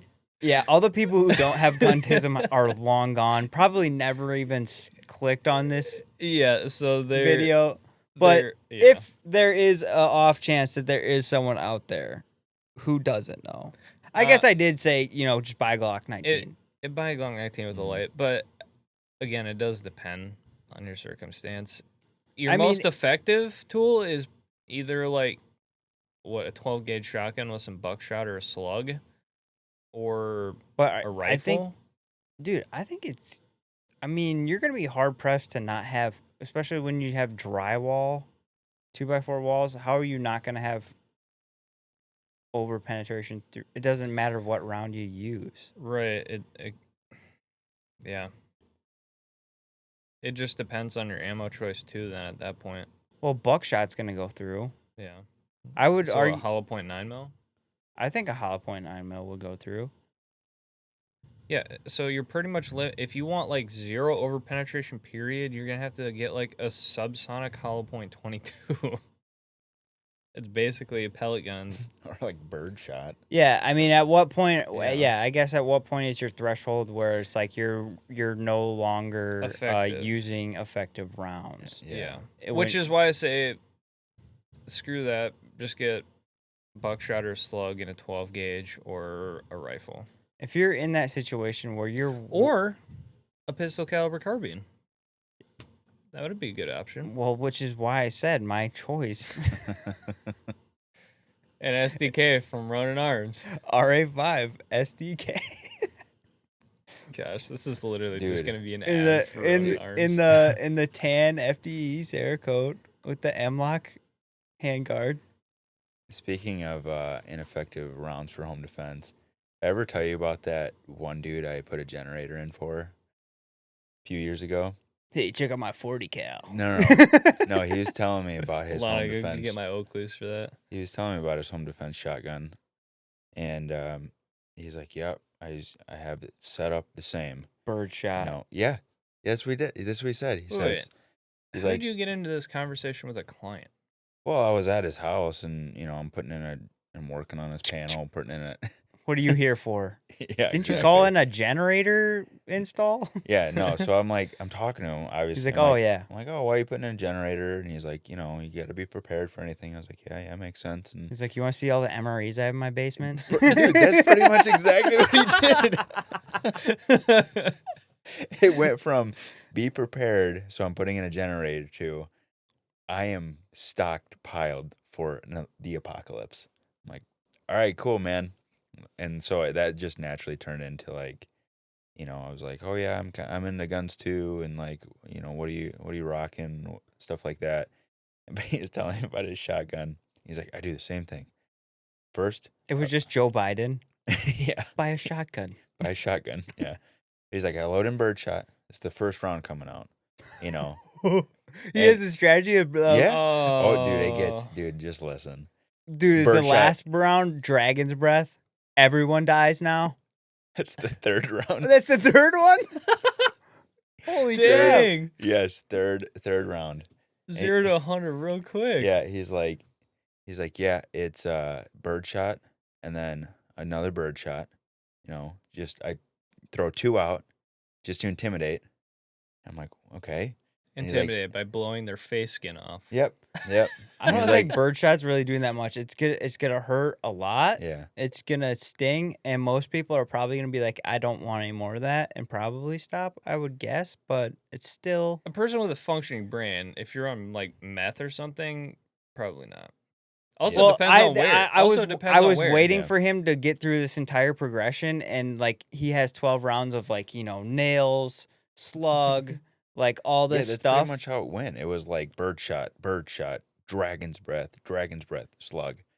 I'm like, dude, I was What gonna are we say doing? I was shooting an incendiary in his Yes, house. In his house twice. That's wild. twice before the slug. I was Yeah. gonna say I was gonna jokingly say Dragon's Breath last round because you're gonna light your house on fire and be like, guess what? We all die now. Even if you Yeah. kill me, you're dying in this house fire. This is Waco now. Yeah. Yeah. Yeah. But no, third shell. That's Yeah. aggressive. Dang. I like it, you know. Yeah. Okay. I'm like, all right, cool, dude. And this guy's he's I was late 50s, and Oh, of he's course. got that crazy look in his eye. I'm like, I Oh, he's for seen sure. some stuff. don't show me this, Yeah. please. Just tell me about it. At what point in the Don't show me. conversation are you like, I may be accomplice in a crime by the end of this conversation? It was I was calling my boss like, hey, can you come pick me up? I'm scared. We're now accomplices to a murder somehow. We got to get rid of our boots. Yeah. Yeah. No, but I was just gonna say all those. I was waiting for you to go through the entire progression and just be like, a meth head's making through all of that. It's still coming. Yeah.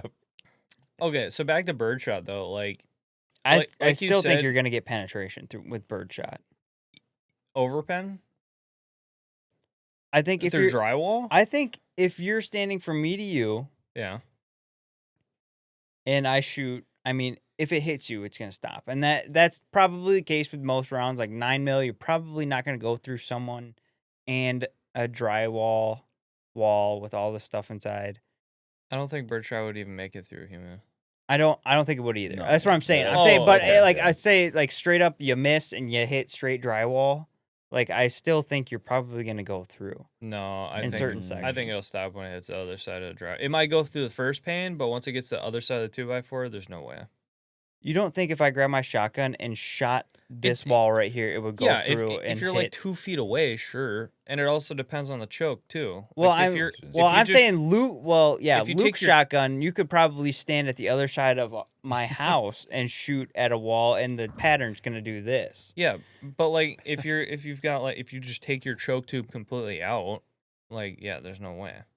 But if you got like a super tight choke, probably. It just depends on the choke too. Interesting thing about shotguns. But Yeah, and also, there's different size, different load count and all that. yeah, You are know, we it really depends. But I would strongly advise anyone to not use Yeah, are we birdshot using, like- as yeah, are we that's using like not 8 shot effective. or are we using Wha- like No. BB? out. Well, I don't even think it matters. Like even the heavy stuff. Like I really don't think that is a great idea. Especially like what are most break-ins are probably crackheads just smashing through doors at night because they're cracked out. I would guess is the Yeah. majority of break-ins. Well, it's usually just two options, like you said. Someone out of their mind. Mm-hmm. So thinking logically in this situation is not going to be appropriate. Right. Or two, the ATF. you really, really piss someone off and they really want to hurt you. Yeah, or it's like, a coordinated burglary. I'm not even gonna. My brain just went full retard right there. Bro almost made it around to baloney. My brain shut down there for a second. Full organized baloney. at your Anyway, house. It is going to be a coordinated robbery, and that's not going to happen in the middle of the night. And Just completely skirted around the word that- total. Yeah. yeah, I should have just went that route the first time. Anyway, yeah, a coordinated robbery is not going to happen at night. It's going to happen during the day when you're not home.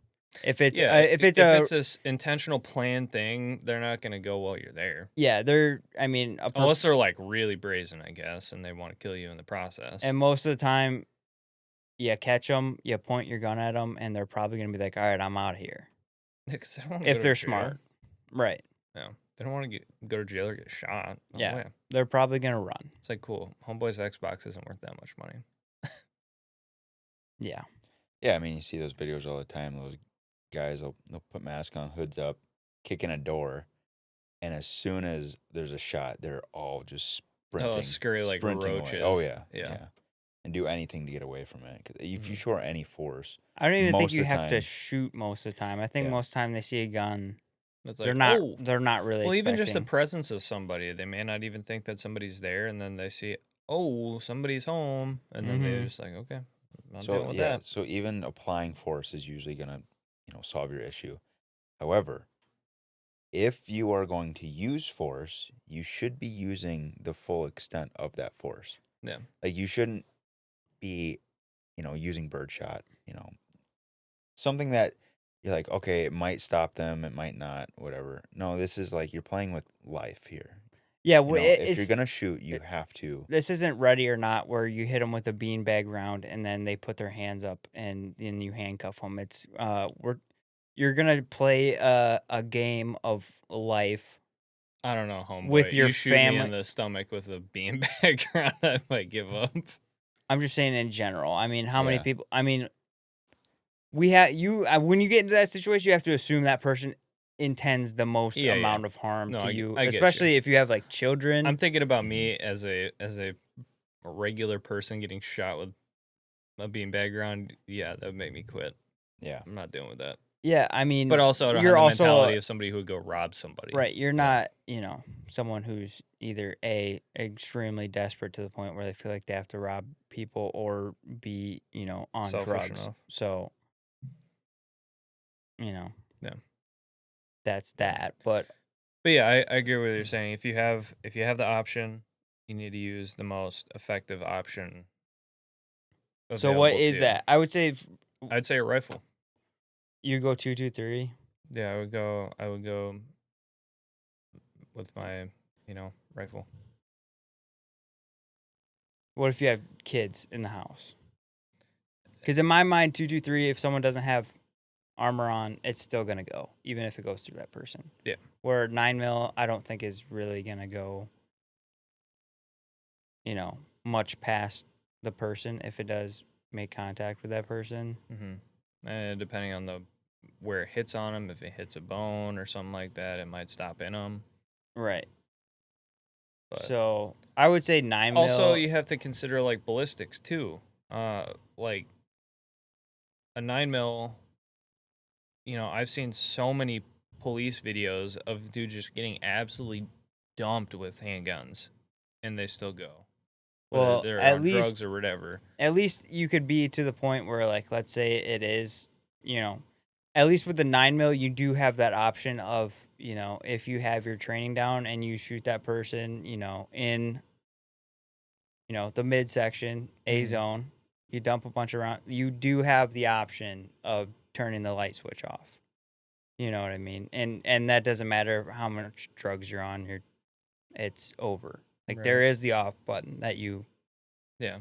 can hit. Mm-hmm. Um, Yeah, I guess. Yeah, I think like when it comes to ballistics, like you think of, I mean, we've all seen the ballistic gel tests of, you know, different calibers and whatnot. Like Grantham does some pretty good ones for his flaws. He does his great stuff. But he's got like the dummy stuff is like yeah, really it's really super cool. interesting. I love watching that stuff. But yeah, if you just watch like what happens when you get hit with like a 9 mil or whatever, or just watching body cam footage or whatever, or security camera footage of cops like dumping mags into guys with 9 mil versus like with a rifle, like that off button comes much faster with a rifle. As long as Oh, you're getting hits at least.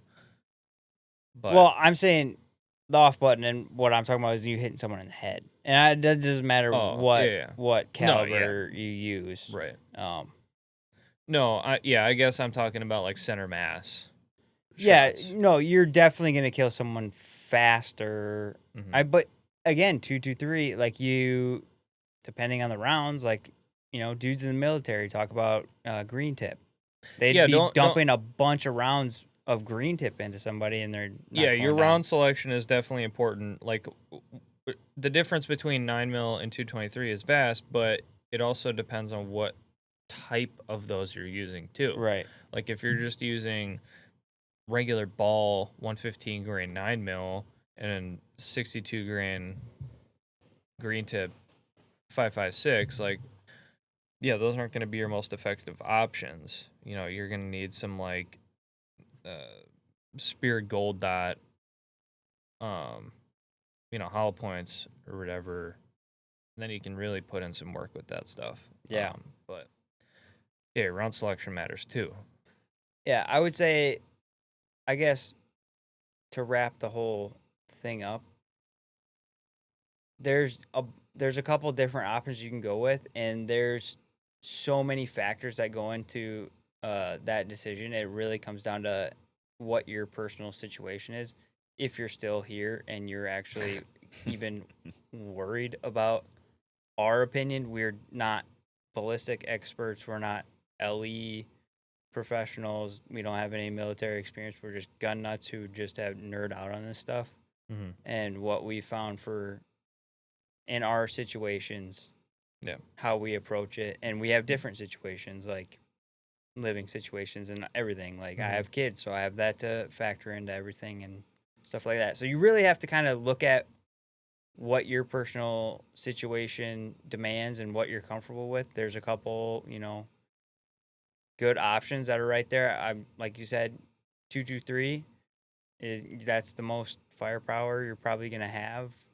Well, not that you could ever possibly have, but like generally speaking, a regular 223 AR is you're gonna put people down with it.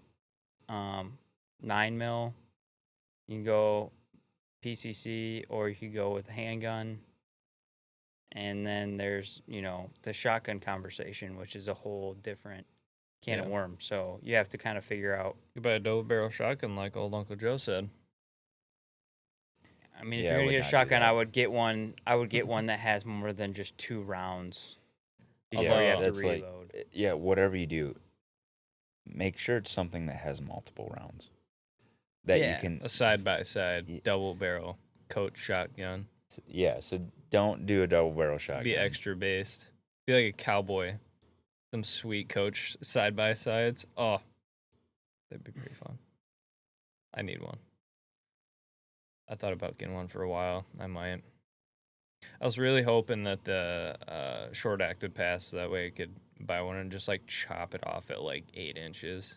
Oh, dude, I want an SPS so bad, It's so but cool. I don't want to. It's just the process is such a. It's gay. It's just dumb. Yeah. Like I don't even at this point like it sucks that the government has all like the info that I just handed over to them, but like they already have it. So Yeah. at this point, it doesn't make a difference to me. I just have to pay the extra $200, which I really don't really care about. But like, Yeah. it's just the whole process is such a pain in the butt, and like we covered in the NFA episode, it doesn't make a difference at all. No. So it sucks. But okay, that we already did that. So Yeah. Yeah. all right, my fun my fun question that I had based on that conversation. Let's say you are the bachelor guy that lives in the middle of nowhere. Mm-hmm. What's your fun home defense setup look like? It You don't depends gotta on how much money I have. This is whatever. Is money no option? You can do whatever you want, brother. I'm buying. I'm just thinking of like what would be your fun setup? If money was no option, I would like I'd probably get my SOT or something like that, and I would make a full auto conversion for like a 240 or something like that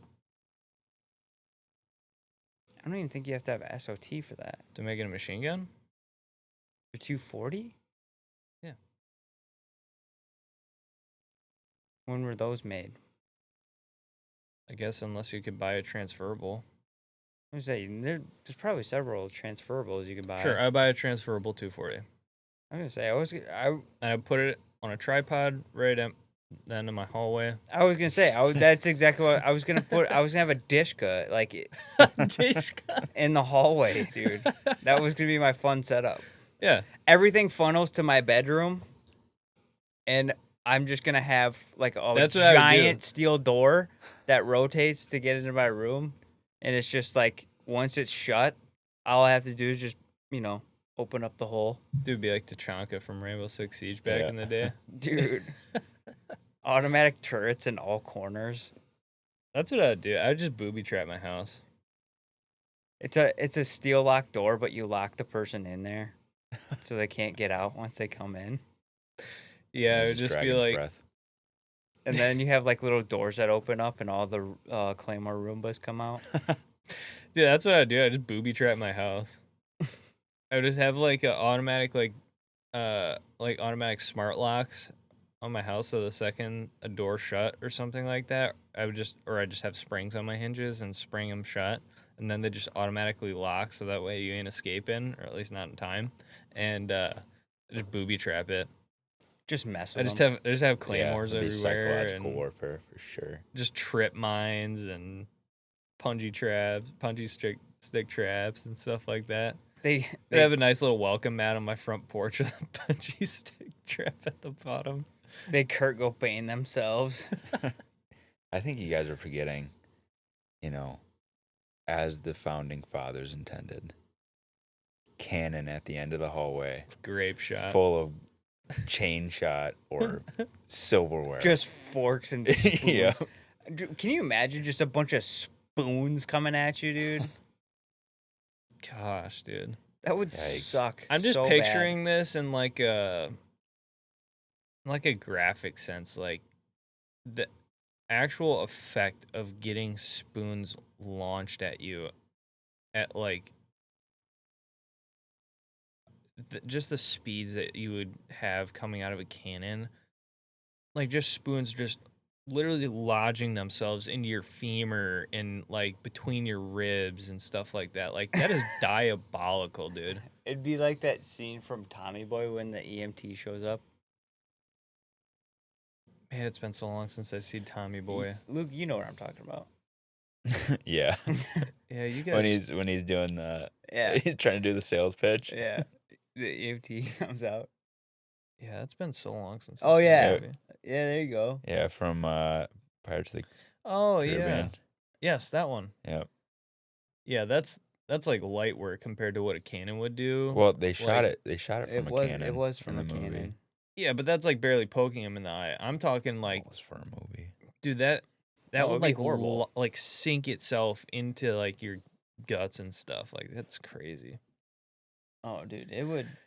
Somebody needs to make like you a would- ballistic dummy video of shooting a cannon full of like random crap out of it. Oh, there's gotta be one. Surely somebody If has there's to have not- done that. Hey, if you're from whatever company makes those ballistic dummies and you have a cannon, let us know. We will make the video because I want to see this happen. Yeah, donate you your have the- if cannon you have and the dummies cannon, to us, and we'll just dummy, record it. Yeah. The slow-mo camera. If the you have land. the slow mo camera and you have there might be another person with a cannon, and if you have all the spoons and if you have the ballistic dummy, All the black powder. Too. I all need those the black people powder. reach out to us. We'll make Probably we'll could. film it.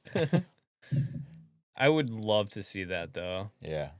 It would Just be like pretty gnarly. just different types of stuff, like like spoons and forks and crap like that, and Yeah. then like Subscribe to our Patreon so we can afford to do videos like that. or like a bowling ball. Oh, bowling ball would be That's wild. definitely have to be out there. Surely. That has to be out there. Yeah. My favorite was it Grantham that did that video of him shooting the tank at the ballistic dummy, or was that Brandon Herrera? Oh no, Brandon Herrera did the RPG. Grantham did the tank at the ballistic dummy, if I'm not mistaken, right? I feel like Demo was the one who did that. No. Grantham, I think, went to drive tanks and shot a ballistic dummy with a couple of their tanks. I think you might be right. I know Demo shot like a bunch of safes with a tank. Yeah, Demo shot a lot of stuff with that kind of. Yeah, Stuff, see, but- yeah. Oh, bowling ball! yeah. Right Yeah. there. Who was this? Was it Ballistic High Speed or something? Welcome. Oh You're right, no! Not IV 1488.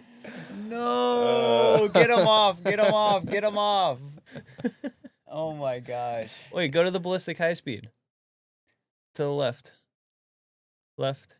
What is Kentucky Ballistics doing right there? Look at this! Look at this thumbnail. What is that? The one the just punt to the left. gun? You see that? Right to the left. Go. Right here? Nope, the one next to it. Oh. Yeah. No, go to the one on the left. Did I say 7,000 grains? That's what it looks like. Go to the one to the left of that. Oh, right Yes, here. that What? one. Yes, click on that. Watch that. Will this be viewable? Oh! It dislodged his head. Oh. Well, it's clear. Oh, dude, that thing came back. Oh!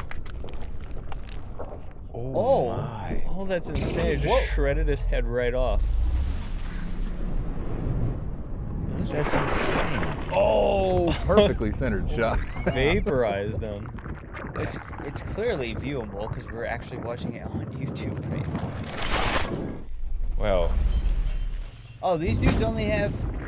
Right underneath the rib cage. Like, just completely fractures everything.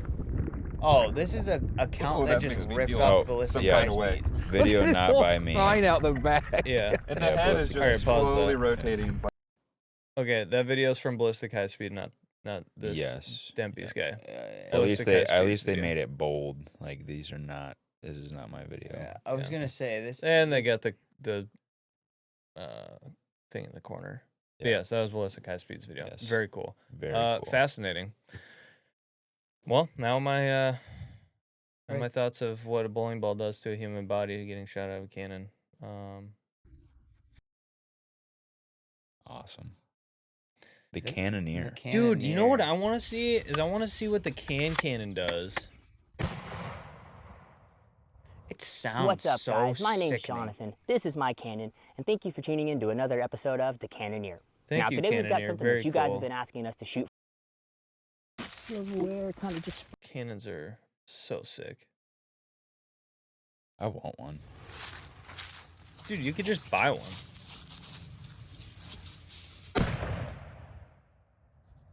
That's so sick. Oh my. It looks so That was unaffected. so underwhelming. It's like shooting birdshot at somebody. Yeah, I guess I should figure you just got a bunch of oblong and like not aerodynamic shapes being thrown out of a cannon. I mean, if you're standing close to it, it's Oh, if gonna- you're standing within 15 feet, you're screwed. Yeah, tank versus human. Oh my god. Yeah, that was This Grantham, this yeah. one was crazy. That was It crazy. literally. Okay, we won't watch it on Yeah, on the yeah. on the show, but I want to watch it after. But I mean, it for. I mean, you can go watch it. I mean, Grantham. You all know who he is. If you're watching us, certainly, but it just basically vaporizes the dummy. the Yeah. dummy. It just turns it to liquid. There's just so much kinetic force. Yeah. It literally just vaporizes it. Yeah. I want to see what like something like a Sabo round does to a human. You know what I'm talking about? Mm-mm. So like the Sabos that like say the M1 Abrams tanks use and stuff like that, it's basically like it's a shell gets fired out and then it's got I think it's like plastic or something like that. Maybe I'm off the mark on it, but it's like basically a shell that encases the Sabo and then as it exits the barrel it shears off and it leaves like basically what looks like a big fat arrow, but it's made out of depleted uranium and it's for puncturing tank armor. And it's like just a super pointy arrow thing with wings on it, like a kind of like a RPG projectile almost. And it's just got wings to help it fly, but it's like just a pencil point. And it's made out of depleted uranium. It's for punching through tank armor. And like seeing what that stuff does to like metal is crazy. Mm-hmm. Because like that kind of stuff, like I think they fly it like I don't remember.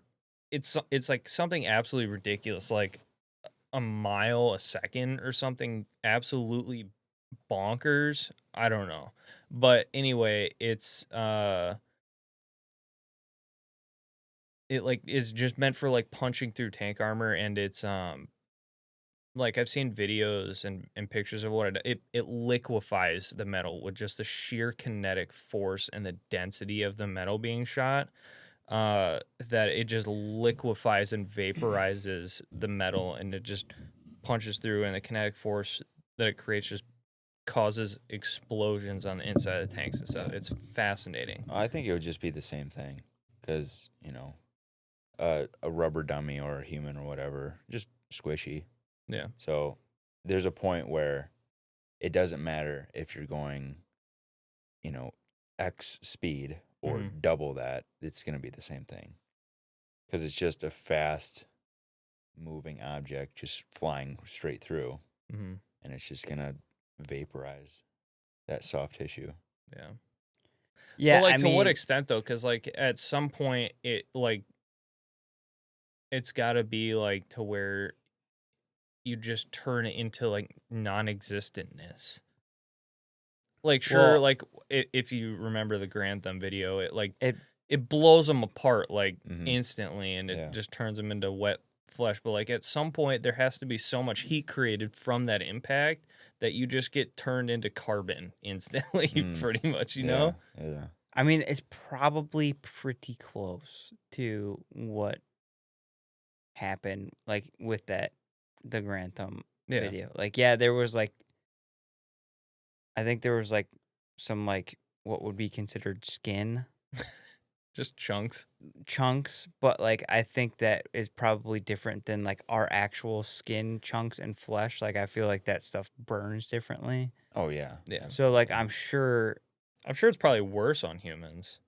Well, yeah, because all that like gelatin stuff. Like Yeah. if you think about like what we like, That's we're not mostly really, like, water. decomposable. Yeah, we're, like, just... So we would probably like if the pieces would probably be probably be completely vaporized. Like you would probably, if it hit you in the torso, you'd find like some legs somewhere.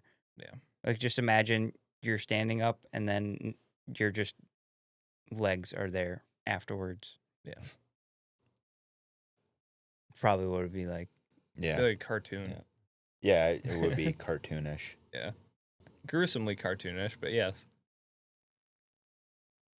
I mean, sounds like a fantastic way to go. Like if you are gonna go, Oh, like yeah. I would That'd be the prefer to be best way. absolutely vaporized. Oh yeah, you would have no idea what happened. You would see a tank. It would just be your like, mind wouldn't even register that it and then you would shot just, at you. you probably wouldn't even hear it. No. No, that's what I'm saying. No, You wouldn't because it even would be register that it traveling... shot. It's traveling faster than the speed of sound. Do you think you would like see like the initial like start? You might see a puff of smoke, but, like, literally instantly afterwards, you're dead. What the first person view Cappy has video on Pepperbox. It's a group of Ukrainians standing there, and the guy's filming it, and they're all watching this tank come down the road, and they're like looting this BTR or whatever that they blew up, and they're all looking at it, and they don't. It's a Russian tank, but they don't know who's like in it, and like the video shows like it's a flash, and there's a video of the guy taking it, and then there's another guy down the road taking another video, and the tank just kills like all 12 of these Oh guys my who are standing gosh. there. Dang. But the video captures like I don't know how the camera survived, Huh. but it's like the first initial blast they get on that camera. Wow. It's on Pepperbox? Yeah. I'll be looking at that later. I don't need to see that. I'll stick to the rubber dummies. But that's like one of those moments where you're just like, well, it's over. Yeah, Yeah. it's been fun. It was a good ride. Yep. That's kind of how I feel about drone warfare. Man. That stuff's diabolical too. I feel like we get more and more disconnected with killing each other as technology progresses. Like nowadays, it's like dudes looking on like computer screens and stuff like that and just blowing up places over in the Middle East. Well, and apparently those whatnot. are the guys that have like are getting the most messed up in the head these days are the drone operators and stuff because they're just constantly killing people. Yeah, I could see that. They're like so dehumanized. Yeah. You know, like But if you You have know, a conscious, like, I mean, if you're a sick in the head, probably be pretty good at that job. But like, yeah, if you have any sort of conscience whatsoever, and you can't disconnect the fact that this isn't a video game, and as if there's any level of connecting, these are human lives. This is in the game. Mhm. I'm sure it's gonna mess with your head when you're just. True, and You I know, feel you- like there's a difference too between like, say, a drone operator, sending like JDAMs to go blow up a building with people inside of it versus somebody in like, say, Russia or Ukraine sending a little drone to go drop a grenade on a trench with somebody in it that you can see. Like, hey, I'm looking at a person and I want this grenade to drop on top of them. That would be different than being like, oh, there's a building with people inside there. I'm just going to blow up the building. You know it's going to kill them, but you don't like actually watch them die or anything. I feel like there's that disconnect too between blowing up a structure with people inside of it and actually blowing somebody up. I don't know. I'm sure there's still probably like I'm just trying to picture myself in that situation. I think Yeah, it would surely- probably struggle for me to be like know that I'm like you would just know that those people are like gone. Mhm. The thing too, I think that is you're not in immediate danger Yeah. as that person. I feel like there's a difference in It probably feels just worse. yes, because you can't justify self-defense then. Mm-hmm. Because if you're, going and having an actual firefight with your opponent, it's like, okay, well, it's either my life or theirs, and you can justify it that way. But if you're operating a drone or something like that, it's like, yeah, I'm just sitting back here behind the lines, and I'm not in any threat of immediate danger. And I feel like But I guess you could also justify it's like, okay, it's either, you're sending support to your buddies. Then too, it's like, okay, I'm making sure that my friends don't die, so I have to do this. well, I'm sure there's a part of it too where like I'm sure like the people who are in like, the close quarters, like the elite, like, military teams, like SF guys that are like going like close quarters, like even getting into like hand to hand combat, like I feel like there's probably, I don't know, I have no military experience, so I wouldn't know firsthand, but like I'm sure there's like a level of like respect when you're like going close quarters because like Yes. it's like a warrior on warrior Yeah, there's mentality honor to it. like yeah, it's like old time Mhm. samurai stuff, like there's honor in the fight and like a mutual respect, like Mhm. in mutual combat. Yeah, and that's And- something that I've learned through fighting with jujitsu, doing tournaments, and just even sparring at the gym. Is like you have respect for your opponent in a close hand to hand engagement. It's a game. Whether it's me at the gym or going and fighting somebody with guns in a structure somewhere, it's all a game. And whoever's better at that game wins. And so there's the respect for the game and the honor that comes with it for your opponent, because you recognize they too are playing the same game that you are. And yeah, there's just that fighting spirit and that code of honor that you have in those types of things. But I feel like it's like with the drone warfare stuff, there's less honor in it, I think. Oh, for sure. It's not as personal. Yeah. No. It's definitely not. I'm sure those people probably feel like, they probably don't feel like you lose that warrior mentality because you're essentially you're not a warrior, you're just a tool at that point. Like you're Yeah. just a gun, right? Like you're just the guy that pushes the button. Mm-hmm. Yeah, it takes, I'm sure it takes skill and training and stuff to Yeah, learn how to like fly a drone or, not or saying- operate a tank's gun or something like that, but it's not like it takes, I don't know. It's Well, just less raw. It's like the only thing Well, it's where like- you are disconnected from the threat. Mm-hmm. Like you were saying before, like the self-defense thing. All the other stuff, like in a fighter jet, in a tank, you're still in the thing that is sending the force out. Yeah, it's well, just with yeah, a shooting drone, gun. with a drone, you're just like, You could sit on a couch. you know, and they be can't eating do anything. chips. They Yeah. can't do anything to me. yeah, well, You know. it's that's what I mean by like the word thing. It's like when you enter, you know, Mutual combat. the octagon, you know, it becomes either you die or I die Yeah. right now. Mm-hmm. And, you know, we may be fighting for different reasons or whatever, but in this situation right now, this is what it is. Either you go or I go. Mm-hmm. And there's that warrior aspect of it. Well, And then with the drone thing is like, you know, they never get into that zone. It's like that person, they can carry on their lives and Yeah. nothing will ever happen to the drone operator, but you know, ultimately at the end of the day, it's the drone operator that is deciding. Mm-hmm. Well, you saw that video. I don't know if you saw it, but there was a video. I don't know, sometime this winter, I think, of a Russian and a Ukrainian soldier, like straight up duking it out with knives, amongst some rubble of a structure. I don't know. Did you see that video? I've seen similar videos. I think it may be the same one. Yeah. Well, anyway, they, one of the soldiers, I don't remember which. It might have say it was a Ukrainian soldier, was just walking through some rubble of a structure or whatever, and Russian soldier tries to ambush him.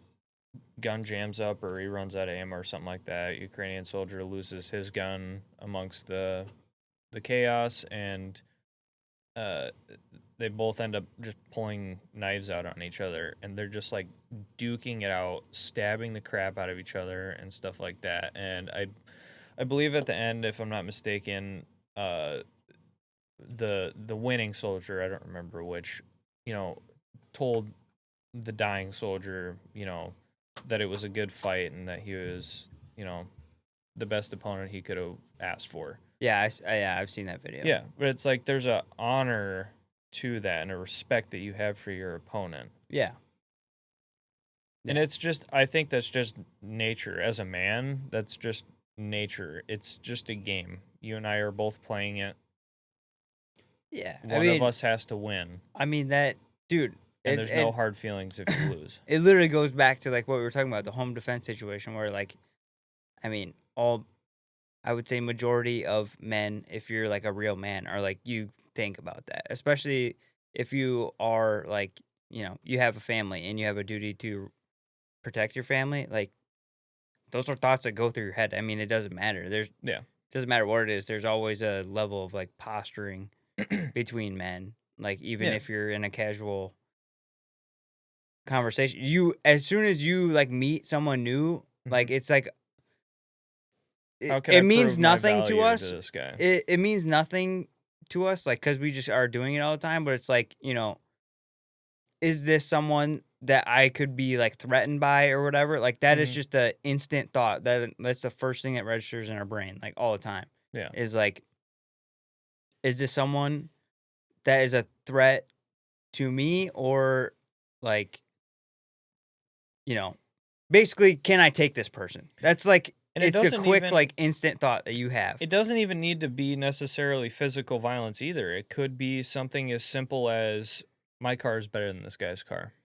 Yeah, it's just a mental. It's literally just that simple. It's a mental posturing that we're all designed with, and it's just. Yeah. I mean, it doesn't mean that it's malicious. It's just the way That's that just we how we are. are, yeah. Like, I know I could beat Mitchell up, even no matter how much jujitsu that he does. I know I can throw my elbow into his nose and it's over. But I don't think about it that often, you know? I'm sorry, it was getting way too serious. I had to bring it up. No comment. Oh, I know. boy. Wait, I do have to bring you to the gym sometime, though. dude, I would get destroyed. Can you guys come shoot with me sometime Absolutely. at league? At league? At league. Isn't your league on Thursday? Tuesday. Tuesday? Tuesday at 6. Yeah. That'd be fun. I like to have you guys there. Yeah. Yeah, The only I'll reason come. why I haven't gone is because, you know, Yeah. kid stuff, but also because I own a staccato and I want people to make fun of me because I can't shoot. So, Also, you have the XD, so that puts you right into open, so you're screwed. You automatically going to open because I have a comp on it? Mm-hmm. That's fine. Yeah. That's why I I chose the P. I That's the one I to did shoot limited optics. I didn't buy like I told you, like I No, didn't yeah. buy the XC No, to of course. I didn't buy it to flex on anyone. I just bought it because I thought it looked cool. Yeah. No, it is cool. It absolutely is. What do I ever plan on using that in a self-defense situation ever? No, I don't, and I won't That's what your carry it. Glock 17's for. Yeah, I won't carry it because, it would really tick me off if I had to use it in a self-defense situation because I know Go it would get put it in the it would evidence go into locker. evidence locker and I would be so angry, dude. Yeah. Because I'm more or less like I love guns, but like I would say I'm more of the type of person who's just like a gun collector and I just like cool guns. Mm-hmm. Like I obviously, you know, guns are a tool and there's that aspect, but like I'm like more on the side of like guns are just cool and fun. That's why I got the Burna. I can have my PSA dagger on my nightstand. The cops can have that one. Your burner, The Burna. burner. Oh Yeah. yeah, The Burna. they got a switch. No comment. No. Did you see? It does not. Did you see that? I don't remember where this was, but apparently, this community was doing the buyback program, whatever, for guns. Mhm. It was like $200. They'll give you $200 for each gun, and these dudes they're buying high points for like 150. Nice. And then Infinite they're money going in glitch. and- yeah. Yeah. I always kind of wish that our city would do one just so I could like just 3D print just an absolute massive number of frames and just sell them all. Dude, what if they were all like could you do it where they were all like the ones that you know how like people turn clocks into like dong shaped. Yeah. If you just turned in a bunch of dong shaped clocks. Would they take them? They would have to, right? Oh, why wouldn't they? They would. But can you imagine like you know how they put the social media post up like gun buyback was successful? Like what if like it was like one old revolver, a couple of high points and some other like, old FUD guns. Dude, I'm And pretty then sure like that 80 Glocks like or whatever they call them. there's a name The for it. I don't remember. glongs. No, that's a different thing. No, that's PSR's Yeah. illegal gun thing. No, there was a story of a guy. I don't know. It had to have been like around COVID time, I think. But I guess it would still be a Glock. fair. No, there was a guy. I think it was around COVID time, but he printed off like a gallon-sized bag of auto sears. Oh yeah, you sent me that And- story. Yeah, and then and sold them at a buyback and made like $18,000 or something absolutely absurd. Dude, if you don't know that story, you gotta find it. It's It's such so a good funny. story. It's so funny. I don't know how much money he made off of it. I just know it was like thousands of dollars It was ridiculous. off of like $1 in plastic. It was awesome. Good for that guy. Infinite money glitch. You just Easy. infinite money glitch GTA'd the government. And there's no risk of getting arrested for it because possession isn't illegal for auto sears. It's just installing one into your gun. Mm-hmm. Really? Mm-hmm. Yeah, I could print one off anytime I wanted to. I'm not gonna do that because I don't need one now that FRTs and super safeties exist. But Well, even I made this point in the NFA episode where it's like majority when people pull out that, fully automatic weapon death number, it basically all the deaths of those out of that number is Glock switches. Besides one. Glock with the switch Yes, literally all of them are. and a beam. And I made this point where it's like I would be more scared of someone that had a knife than I would be of someone who had a Glock with a switch in it. Because the average person trying to control a fully automatic Glock, good luck. Not, dude. Not even. They're not even gonna get anywhere even close to my body. If I'm like they maybe might tag me once. Then they'll shoot Luke. Then it's gonna be like up Sorry, here. Yeah. Jax. Yeah. No. Anyone who tries to tell me that a fully automatic Glock is a dangerous gun Well, is probably more dangerous to the user than it the is fire to rate's so anyone else. high on those that it's just like it's so uncontrollable. Yeah, even like, professional gun like YouTubers and stuff like that, like even they have a hard time like just consistently getting shots on target. Dude, speaking of guns with fast fire rates, full auto, they make a Chris Vector FRT Yeah, now. I saw that. Isn't that crazy? Mm-hmm. I wish I didn't get rid of my Chris Vector now. That'd Well, been so you should have sick. got rid of that. What? I was gonna say, do you? Yeah, I bought that one before I was 21, so I didn't have the short barrel variant because I couldn't buy a pistol. So I had to buy the stupid 16-inch one with the dumb suppressor looking shroud on it. I do think that the pistol length one is pretty sweet though. Oh yeah. Yeah. It's a very heavy and impractical gun, but it's just cool just from cool. MW2. It's just cool. That's the only reason I got it is from MW2 as a kid. I'm like, man, that's a Modern Warfare 2 gun. I mean, that's That's the gun I pulled out on Rust when I was losing. that's the lady that held me down in Call of Duty Ghosts for sure. Yeah. But What, you got a problem with that, Jax? It's like you're lying. I know you pulled out the UMP when it was supposed to be intervention only. I can't remember. You weren't even a twinkle in your dad's eye when that happened, buddy.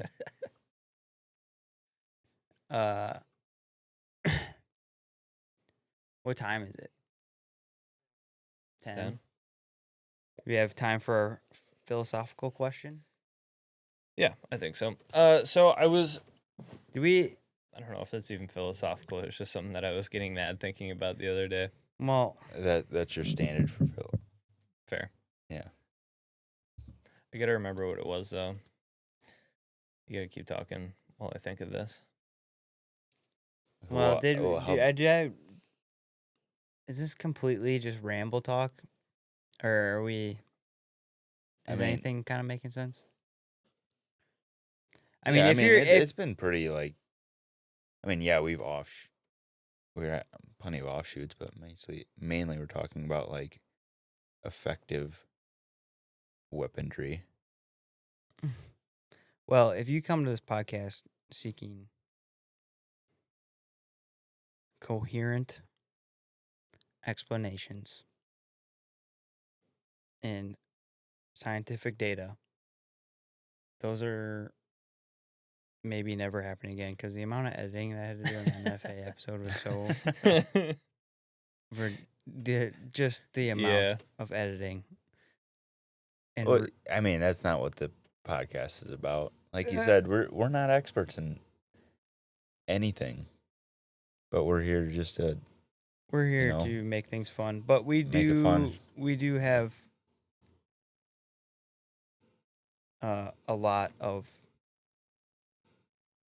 time tizzing out on gun stuff. So It's a hobby. if It's fun. you Guns consider are fun. guns and are cool. fun, yeah.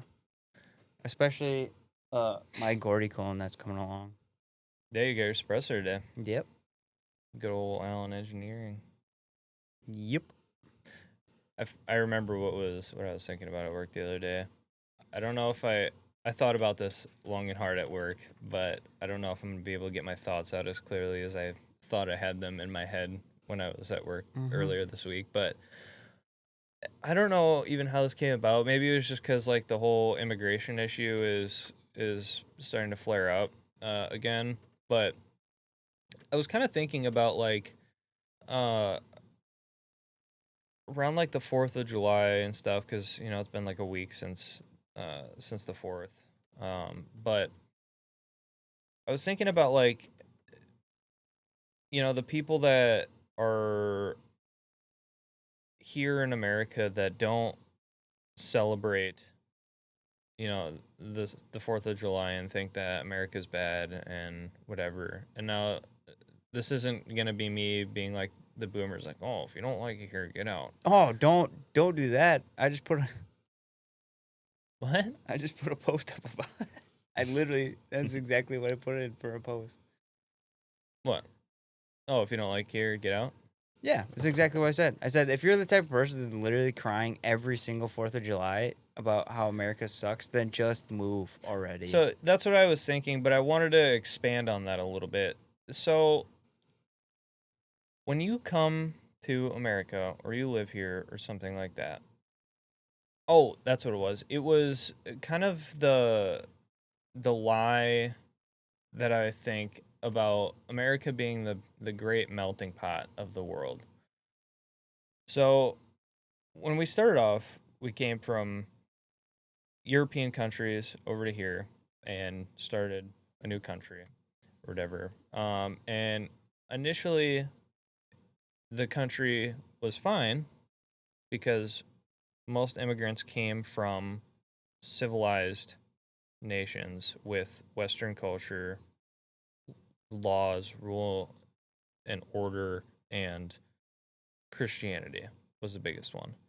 So, what I'm trying to get at is that, like, we nowadays have an influx of migrants coming from, or people kind of adhering to ideals of nations or beliefs that don't align with uh, America in general. Like, America has a certain uh, culture, and we have a lot of people here that do not agree with or care about American culture. Like, you don't come to America and uh, practice your culture from whatever country you were from. You come to America because you like American culture, right? Is that not a big selling point for people? I I don't think that would be necessarily true in like people come over here for American culture more or less because I feel like the world kind of demonizes American culture more than they view it as a good thing.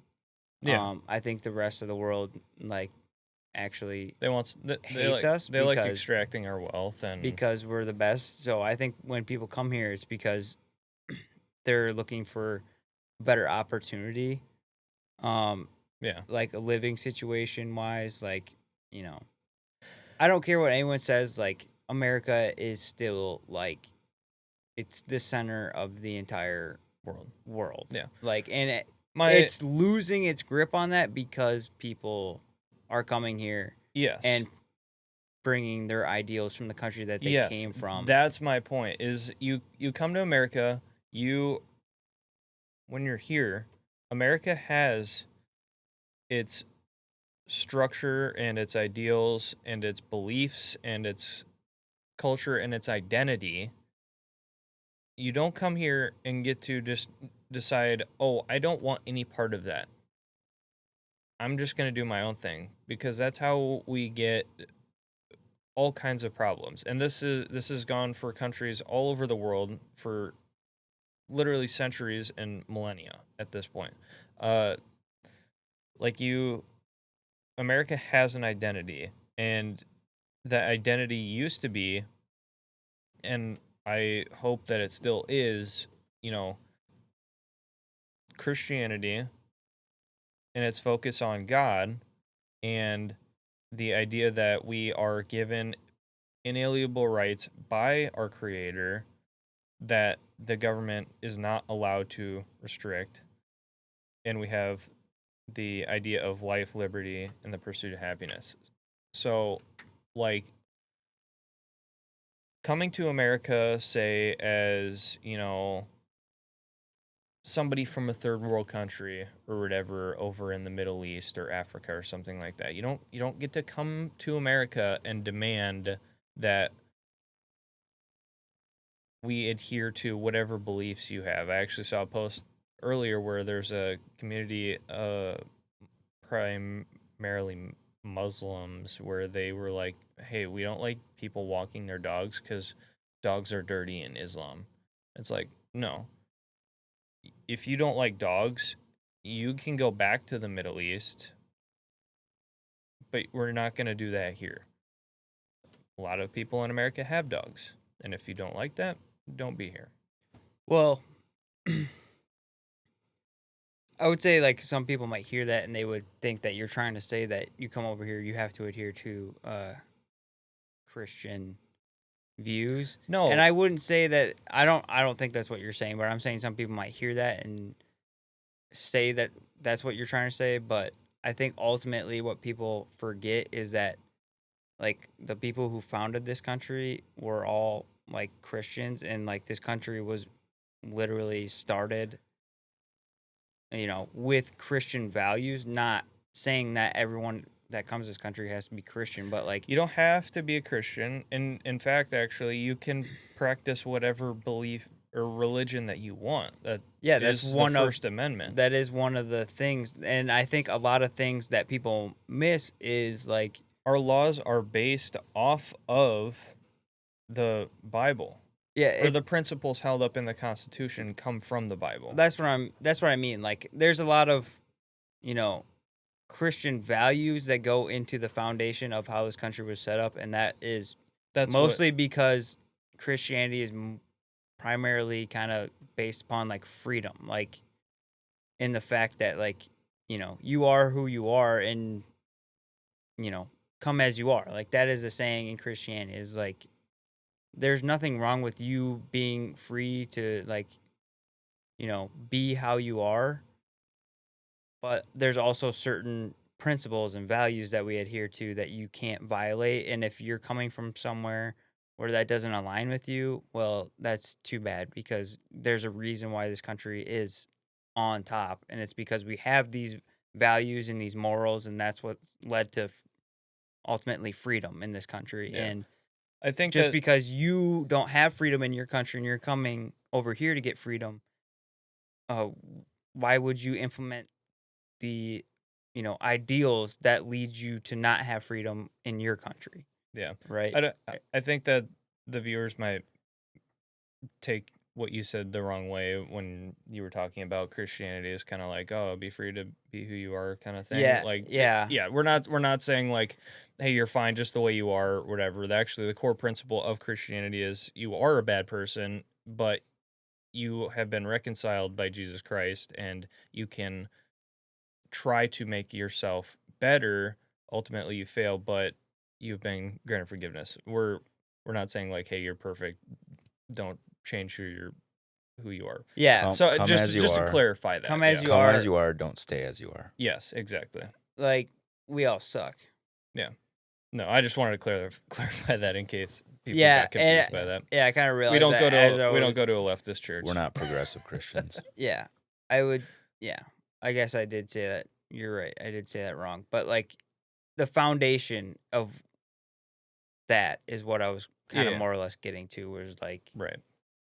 the base of it is everyone's kind of accepted as who they are. It doesn't matter. You're, Yeah. allowed to. And my other thing too, to clarify my point, is I don't want to say when you come to America, forget everything about your culture and whatnot and leave it at the door. Like, I'm not saying that. Like, yeah, bring your good Mexican food and Chinese food.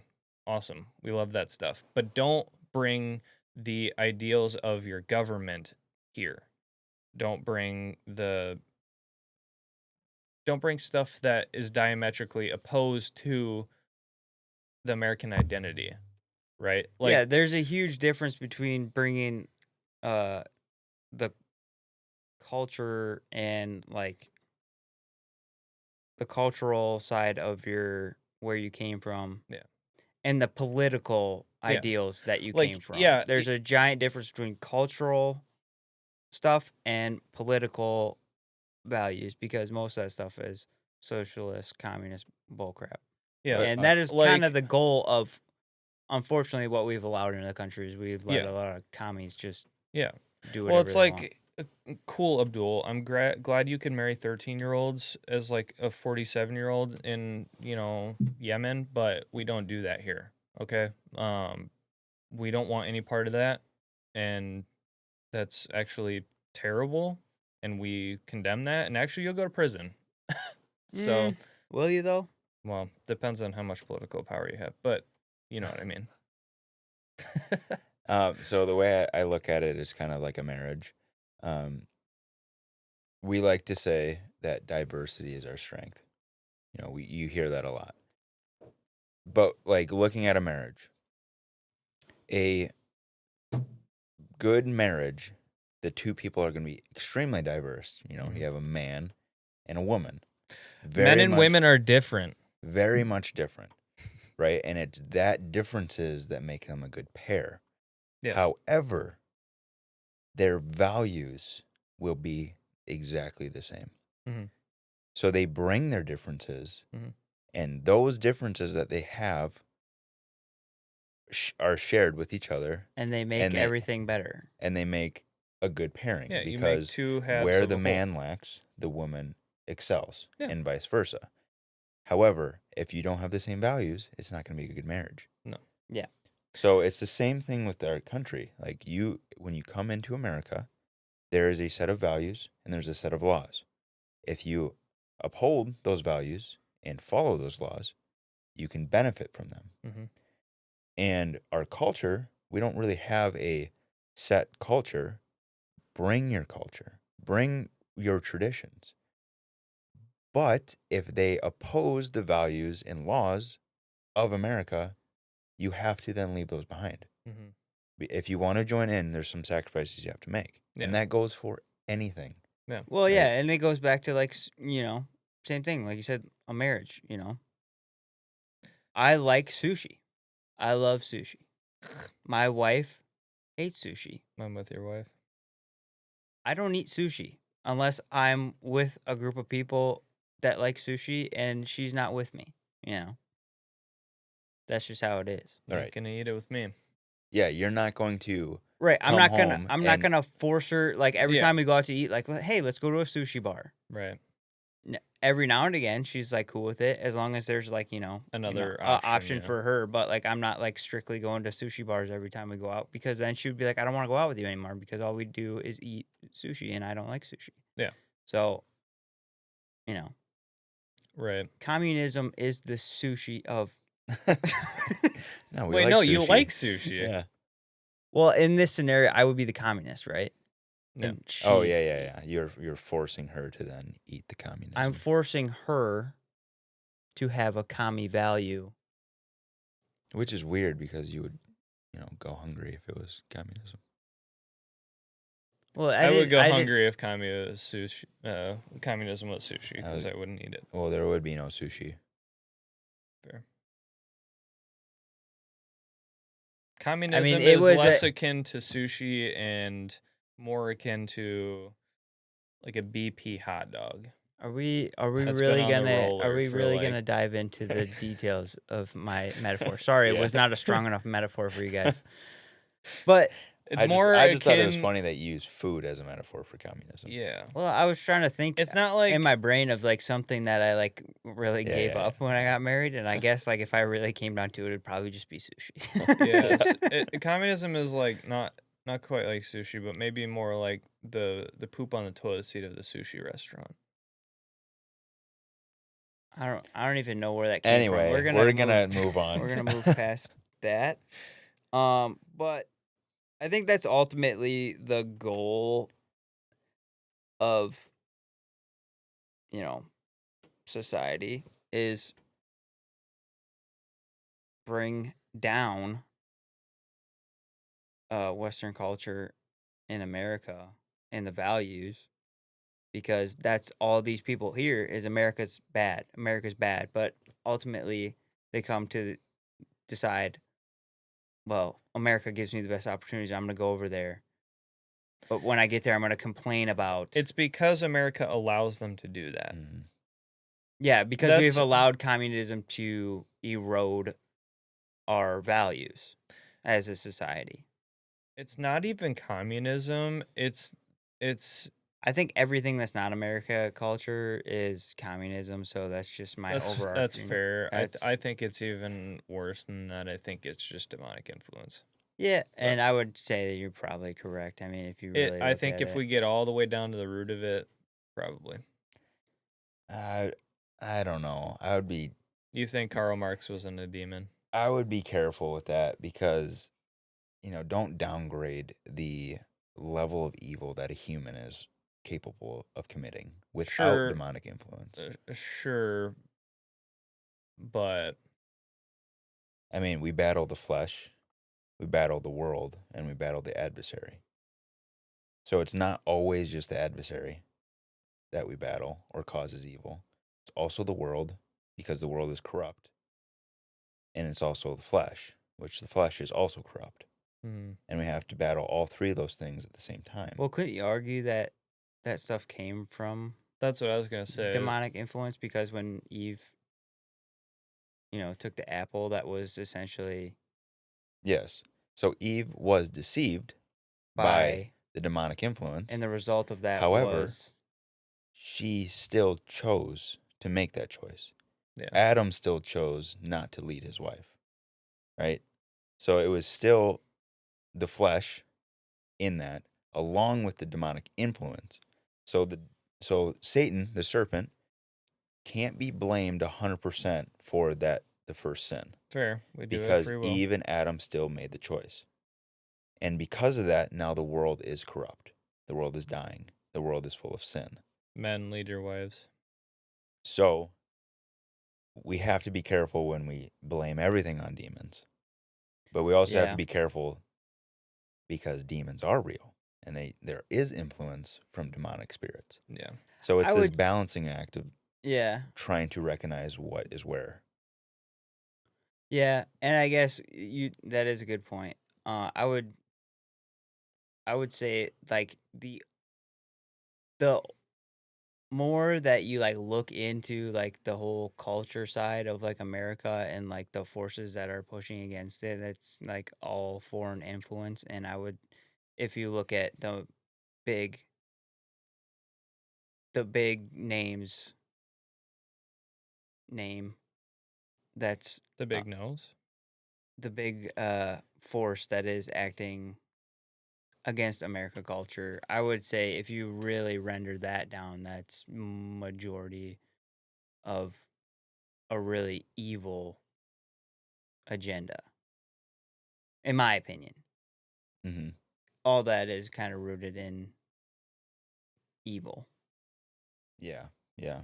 But human, like I- Luke said, evil can be committed by us and can be manipulated onto us. And like even individually, we can choose evil just Yeah. as easy. Yeah. But I would also say like that the whole foreign idea, So what I do you would- think the synagogue of Satan is? the synagogue of Satan. Yeah. What do I think it is? Yeah. What do you mean by that? What It do has you, what is synagogue it? in the name. What? Anyway, back to what I was saying. So you talk about a foreign influence. I think, well, there's also, influence at home here in America, like our politicians that, fight for the values of America, that they're corrupt. And there's an argument to be made of why they're corrupt, but I think that greed has a big Yeah. place in that. And unfortunately, capitalism, although I think it's the best economical system, I think that that also allows a lot of greed to come in. It's just Right. one of the downfalls of it. And but also you look at our entertainment culture that America has made with Hollywood, the ties that that has, and the symbolism that it has, a lot of the Babylon stuff. I feel like that's also a huge proponent to the evil in our societies. So I don't think it's Coincidentally, I don't think it's just foreign influence. there's only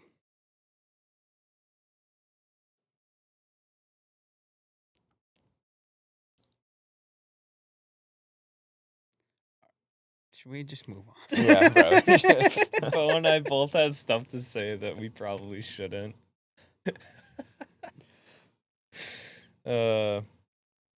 Point is, we Oh. battle the flesh, we battle the world, and we battle the demonic. So, do you think that there could ever be, because you hear sometimes like all empires like they get around to like the 200-year mark and they start kind of collapsing. Mhm. Do you think that there could ever be a government system that won't ultimately end up corrupt? No. So it's just going to be a constant cycle of Yes. empires rising and falling. It's and human nature. It is what it is, and we're just gonna wait until Jesus comes back. It's There- just I the was going to cycle say of human nature. there will be one day. Well, yes. I mean, we in the end, like that's kind of like the cool part of being Christian is like, ultimately, we believe that in the end, we win. So, that's pretty cool to, have at least some peace about that. But Yeah, that's kind of why I like just don't doom pill or black pill myself and whatever with all the garbage that's going on in politics today and stuff. It's like ultimately, yeah, like does it suck? Does it suck? No, yeah, but it does suck in the because long I do term- love this country and I do love the people in this country, and I like stand for the original values that this country was built upon, and ultimately I don't think we're ever gonna go back to like the foundation of like the no, we're way too far gone past that. I mean, unless there's like some crazy stuff that happens, but I don't know. I don't think it can be saved. No, I think it's I just don't kind know of if like it'll be saved, but I think it'll just be one of those things where you just kind of hold on for as long as you can. yeah. Yeah. It's that's also not to say like don't I'm definitely black pilled about our government. Oh, yeah, for sure. I don't know anybody who isn't. I wouldn't be No black. matter what I would side of the be. aisle you're on. I wouldn't be black pilled about life though in general. Yeah, like none of this is to say like don't try to No, you should try to make the world a better place. yeah, try to, influence your what you can positively as much as you can. Whether it be help your neighbor carry, Clock 19. I was gonna say how maybe carry their groceries to their porch or something, Oh. but yeah. Like just try to just be good to people, make connections, and So even this even if you interact with people that you don't agree with on things 100%, just like being nice to people and trying to just positively influence your immediate community, it goes a lot further than crying the blues about federal politics. yeah, yeah. I mean, if you still have any hope for the US government, I got a bridge to tell you. yeah. I mean, you're wasting your time. You should be more focused on, helping your neighbors Yeah. and, trying to better your community. But the thing that I kind of like battle though is like, where is that line because I feel like there is a line where you get to where you are essentially talking about evil, you know, and there's just certain evil, ideas that have crept into politics that like I feel like you can't have there's no negotiation on, like there's a difference between like disagreeing. Bro, we're already past that. We've been long past that for decades. Well, I'm just saying as from a community standpoint, you know what I mean? As far as federal politics goes, Yeah. yeah, Yeah. we've been way past Well, it I being. mean even like you can have like, friends that disagree with you on. Oh, I see what you're saying. As far as disagreements with your neighbors or whatever, like how far How far does it go to be like, okay, we just disagree and like we can work through this together and like kind of work together, like even you don't it would have have to like be Christian just like friends your and like you just I ideologically like you just you agree to disagree and like you're still friends and like stuff like that, or you have a friend that's on the opposite like it is what it is, like we just. But at what point? well, you have to find your non-negotiables. Mm-hmm. What are those? Like if I could not be friends with somebody who does not believe that civilians should own firearms. Like that person wouldn't jive with me. Like I wouldn't be able to hang out with that person because that is something so core to my life that this person would add nothing to my life. In fact, it would probably take away if I were to have them in it. Is I that don't think necessarily? I would go that far. Is that necessarily like an evil thing? I Because don't what think Bo's that's trying to evil. get to is like I'm more or less thinking like lifestyle differences and opinion differences are a lot different than what you believe is actually evil. Like my non-negotiable, I came up right away with like I don't know if I could be friends with someone who thinks that abortion is okay. Where I'm sitting here and saying like, abortion is murder. Mm-hmm. You know, that's very different moralities to me. Versus somebody who doesn't believe that we should own firearms. Yeah, because that's like an opinion, and from their perspective, it's you shouldn't own firearms because firearms are what is killing our people. So like Fair. from So are drugs, and so are knives. well And the which point they were is like chemicals. you both here's the point. It's like when you get into the moral stuff. yeah, I would say Yeah. like with the gun stuff, like okay, that person doesn't want anyone to own guns because they don't want people to get killed by guns. And we come from the standpoint where we also don't want people to get killed by guns. But as gun owners and gun advocates, we know that it doesn't matter if there's no guns, there's still going to be people dying. that kill people. Yeah. And that is just a point of contention between those communities. So, like, ultimately, both of us want the same thing. We don't want people to die.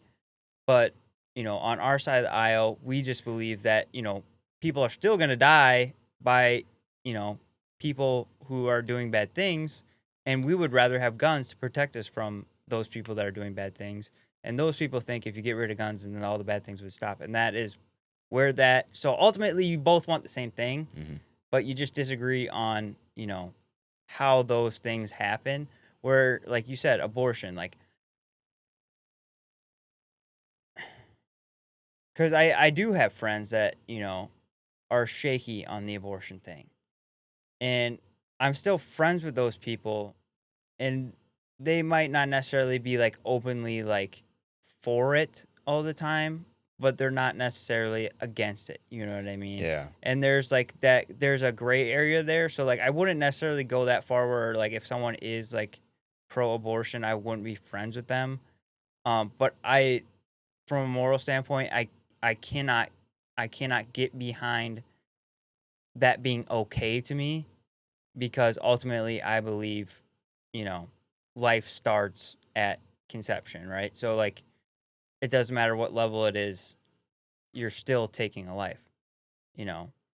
And that's also weird from a gun owner standpoint because then you have to say I'm anti, taking lives, but also as a gun owner, I can't say that because if I have to take a life That's to protect because my family, then I'm willing to do that. So that's it's because we're not talking about just taking life. We have to differentiate the difference between killing and murdering, right?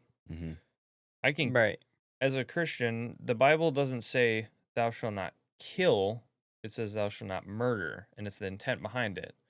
I can't just shoot Luke right here just because I feel like it, because that would be murder. Mm-hmm. If Luke were to pull out his gun and point it at me, and I felt that he was going to shoot me in the face, and then I shot him, that would be different. It Right. would be me trying to preserve my own life by taking his. Yeah. So it's the intent behind it. So abortion is murder. You're taking and extinguishing an innocent life that did not get the chance to grow and blossom into a full human being. You're extinguishing that life right off the rip. Right. And that's where we Now, come from. And then, like the other side is they don't believe life happens until there's certain sections of people that don't believe life starts until the baby's born, sure, which but I think is they're wrong. And Scientifically and biologically, they're wrong. they are wrong. Like I know they're wrong. That it's just 100% wrong. But There that's is what a some people believe. So it's like I don't know. It's a sure weird. they look at it as stepping on an ant. The ant doesn't have, any form of like sentience to them. They don't register an ant the same way, or they don't register stepping on an ant the same way as they register as killing a human. You're Right. both taking away a life, but the ant is insignificant to you and it doesn't affect your life in any way. They And view that's kind of like the basis of my question here is like, where's the point of where, you have to, because I like the way that we treat people that are pro abortion and the people that, unfortunately decide that that's a route that they're going to take. I view those people differently than, pedophiles. And that word's going to definitely get believed. But, you know what I mean? Like, that's Yeah. an active force of evil that is like requires action. Yeah. You know what I mean? Like, where is the line? yeah, you're like, the people that support abortion aren't committing them. Now, I would look at maybe an abortion doctor. But even like the people that support like that stuff and like the term MAPs in that movement, in my mind, that requires active like reaction. You know what I mean? Where it's different to me than the pro abortion crowd, where it's like that is a movement entirely that's based in evil. I think the Hmm. differentiator is that the people that support that kind of stuff, the uh, PDF files, are typically them themselves. Right. You know, Well, yeah, I mean, whereas maybe the it's a people that support abortion don't necessarily get abortions or even uh, think that. well, there's gonna be a section of people, and this especially with AI and like these robots and stuff that are coming up, that is going to become a problem soon. Where there's gonna be a group of people, you can mark my words, it's gonna happen, where they're gonna start coming out with these AI robots and these sex dolls that are robots, and there's gonna be a group of people that believe that if you create child versions of that for these sick individuals, that is going to cure, There's or already it's going to people that believe that. satisfy Mhm. that, and it's going to make it go. So there's going to be I've a seen group those. that gets behind. It's already happening, but it's going to become a bigger problem. Yeah, I've And seen those arguments online before. yeah, That we just need to give these people like, sex robots or whatever for and that'll just get rid of it or whatever. Or I've even seen them saying like, uh, this is really gross to say, but like them participating in viewing of explicit images and videos of children is a non-harmful way. It's a way for them to release without actually harming a child physically. Yeah, and that's what I And mean is like that's garbage. That's crap. that's a I'm that's a trying not to swear, but that's BS. yeah, that's what I mean. Like where is the line where you have to decide, okay, this is a whole movement that requires actual, dare I say, physical action. Like Yeah. when it comes to that evil force, you know what I mean? Hmm. So that's where I'm kind of like posing the question is like where's the line? And it's something I struggle with, you know, Mm. coming Yeah. from like The- a Christian standpoint is like, I mean, everything I view is, I try to do everything right, and I fail a lot of the time, but like, you know what I mean? Like I try to like I think about that question a lot. Like that's a deep physiological question that I have in my brain. Mm-hmm. Obviously, if there's an act taking place that requires immediate action Hmm. and there's an active threat that needs to be, but Right. after the fact, obviously you got to let like the justice system do its thing, but I feel like a lot of the time the justice system fails. Broken.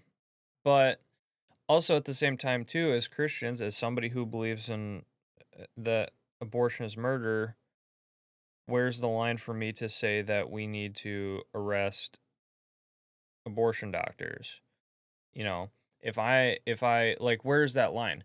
I don't know. I honestly haven't really thought about that much, but like, okay, if I believe that, this doctor here is actively taking a human life, what's the difference between somebody going to the mall and shooting people and me pulling out my handgun and killing them, defending other people's life? Where's the line between that and somebody who I also believe is taking human life at an abortion clinic? Yeah. I I don't mean, know where that line is, and I don't know how to justify it. it it And it's going to take a lot more than that that is a Mm. but it is like, something in my mind there's clearly a line to be drawn somewhere, mhm. and I struggle to, kind of clearly, I don't know where that line would be. Um, I think, I mean, this really only applies to Christians, but I think in these situations, you need to rely on the discernment of the Holy Spirit. I mean, there's so many things that we cannot understand. Mhm. I mean, we are nothing in our lifetime compared to eternity and an almighty being. And so there's just these questions and ideas and mysteries that we'll never be able to answer or grasp Mhm. without the discernment of something higher than us. Yeah. And that's kind of a lot of the time too. That's I just leave it up to that. Like there are things that I cannot know and that I'm not meant to know, and I leave that up to me to ask God when I meet him, and that's all I can do. Um yeah, What about from an American standpoint? an American standpoint. Like obviously us three look through like everything through a Christian lens, but not Mhm. everyone. I mean, there's certainly going to be people that, maybe listen to this who maybe aren't Christians but also have the same American values that we do Mhm. and are also curious like from an American values standpoint, where is that line? Well, It's hard to say. I mean, I'm guessing. I don't know. It's kind of just up to speculation on what the founding fathers believed. I mean, they're the ones that wrote the documents, but um, I would guess probably, honestly, they probably didn't really have much of a. No, I can't say that they didn't really have much of a comprehension of the idea of abortion because I'm probably pretty sure those happened back then too. Maybe not to the scale or uh, way that they happen today, but child sacrifices existed forever. Well, But from an American standpoint, it almost feels like it goes back to the foreign.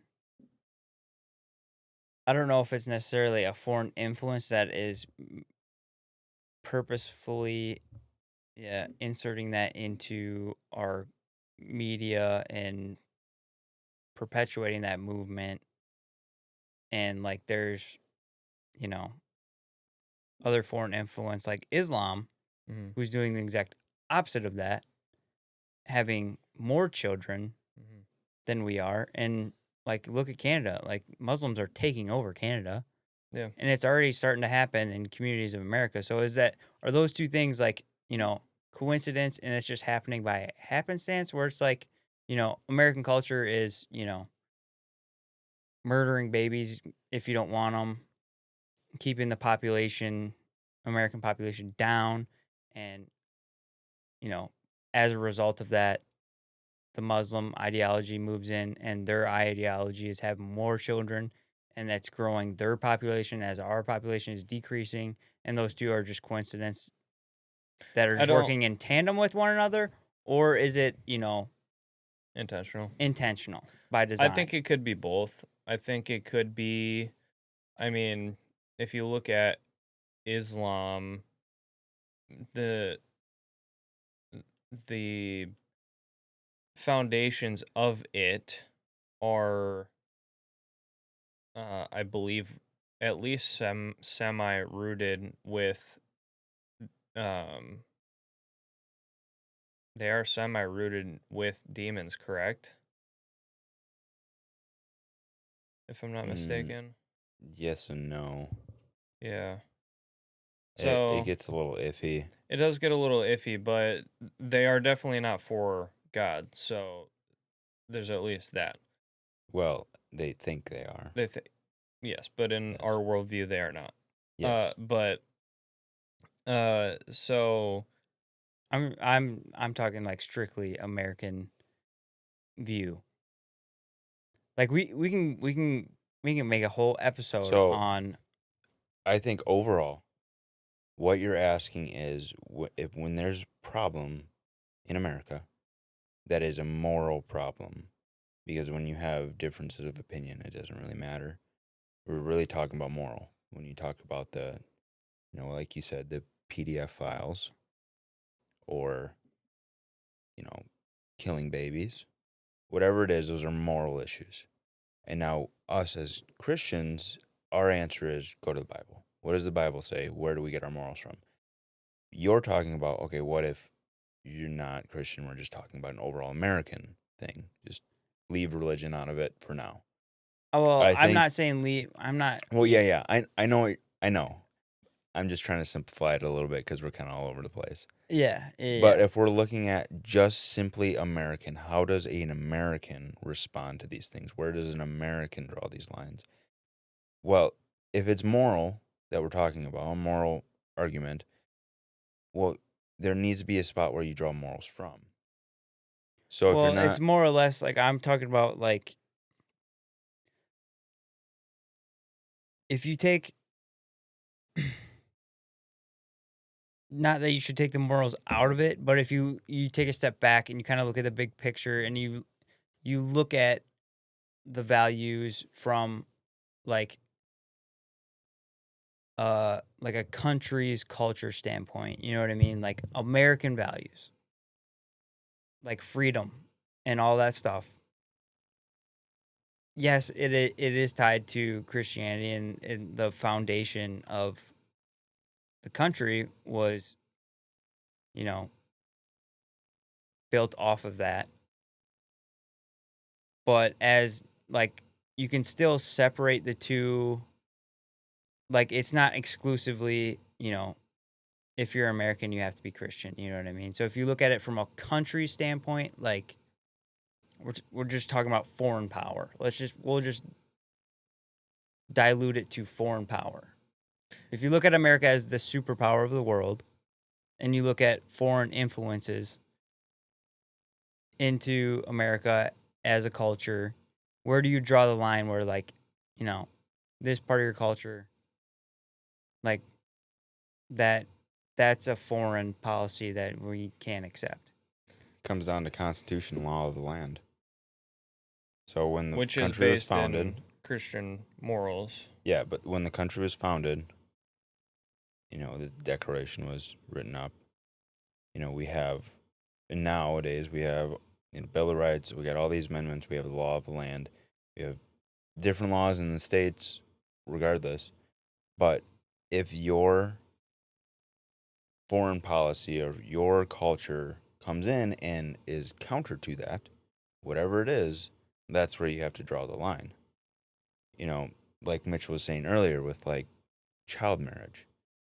In America, you cannot marry a child.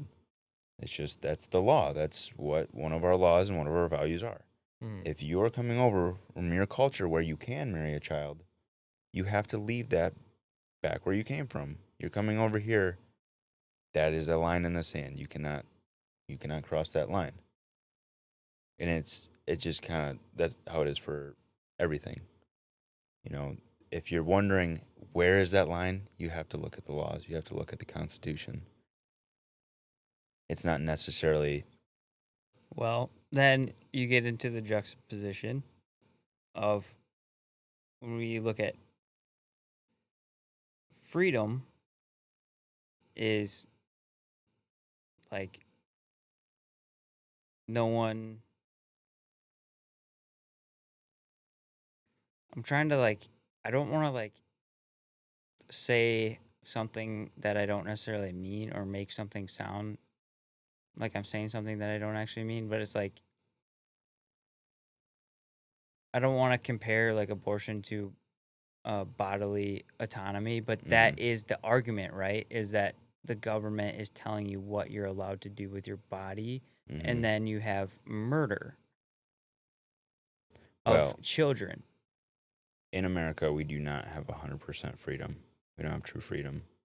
Well, true freedom gone. Well, until you die. Yeah.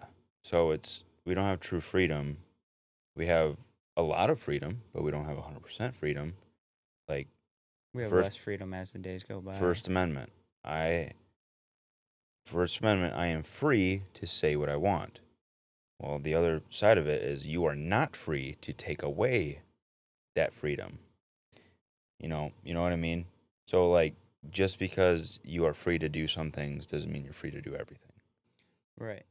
So there's still limitations on that freedom that we have. You can't use your freedoms to infringe upon somebody else's. Like, I have the freedom to own a firearm, but I cannot use that firearm to go cause harm on other people to take away their their life, liberty, and pursuit of happiness. Yeah.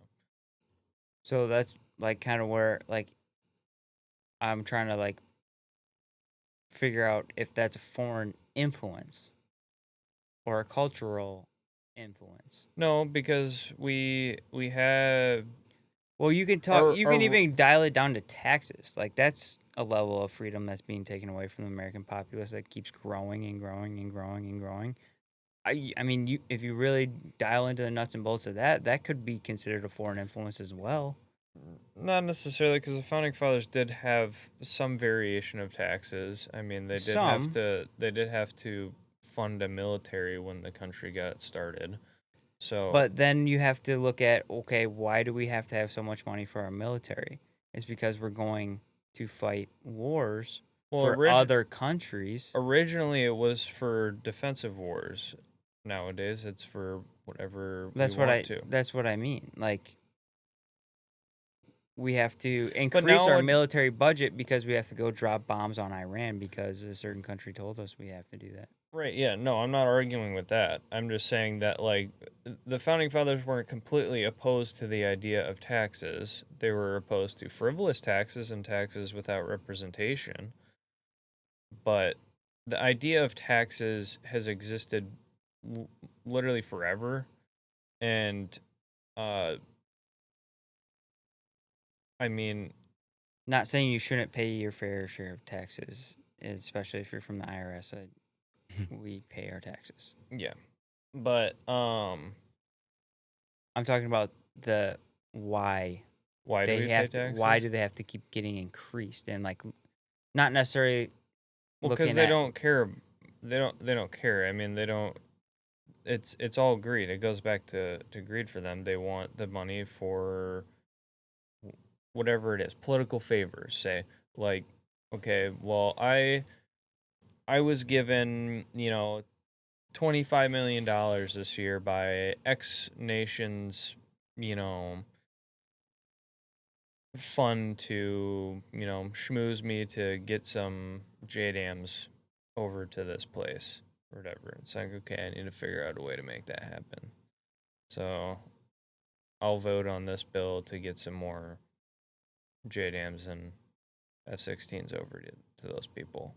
It's all just a money game, and it's all a game of power and influence and greed and money and blackmail that all of our world leaders are playing with each other. And we're all stuck in the cycle, unfortunately, unwillingly.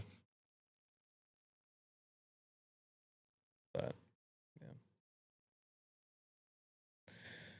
This is entirely Gone off the rails. way too deep of a conversation for us three idiots to be having. Yeah. I'm gonna. Yeah, don't get me wrong. I love deep questions. Yeah. I need to be more awake for this kind of But I was going to conversation. say, but maybe don't ask him at the end of the episode. Yeah. But Trying to think of a good way to end this podcast. yeah, I don't want to leave it on a sour note. Hey, anyway, you got any advice for home defense setups, home defense planning, anything like that? Yeah, I do. Being aware of the aftermath. Yeah, you should. As far as the aftermath goes of a self-defense situation, answer as little questions as you possibly can to the police and Get talk to a lawyer. Yeah, I mean, yeah, just know your state's laws when you're. That's something you have to consider when you are, planning on how you are going. You have to come up with a plan. Plans can change. Mike Tyson quote: "Everyone has a plan until they get punched in the mouth." Know that, understand that. Just know your laws, but ultimately, at the end of the day, it is better off to have you and your family safe, and it's better for you to be in jail than for you or one of your family members to be dead Mhm. because you weren't prepared. And at That's- least that's- that's a justice system issue. Remember, it is always better to be judged by 12 than to be carried by 6. Also, too, with going along with home defense and stuff like that, you can have all these fancy guns and cool gear and whatnot. That's fine. But You're if gonna you do are it. like-minded, or if you're preparedness-minded, and you care for the defense of innocent life, your family, whatnot, from, evil people that want to do evil things to you, you need to learn how to use that stuff. You can't buy a shotgun and just throw it in the closet and expect you'll be fine on the night that some goober kicks in your back door. It's not going to do you any good because you've never trained with it. Well, I would disagree with that because if you log on to Ronin Arms website and you buy an SDK and you keep that in your closet, you're gonna be safe.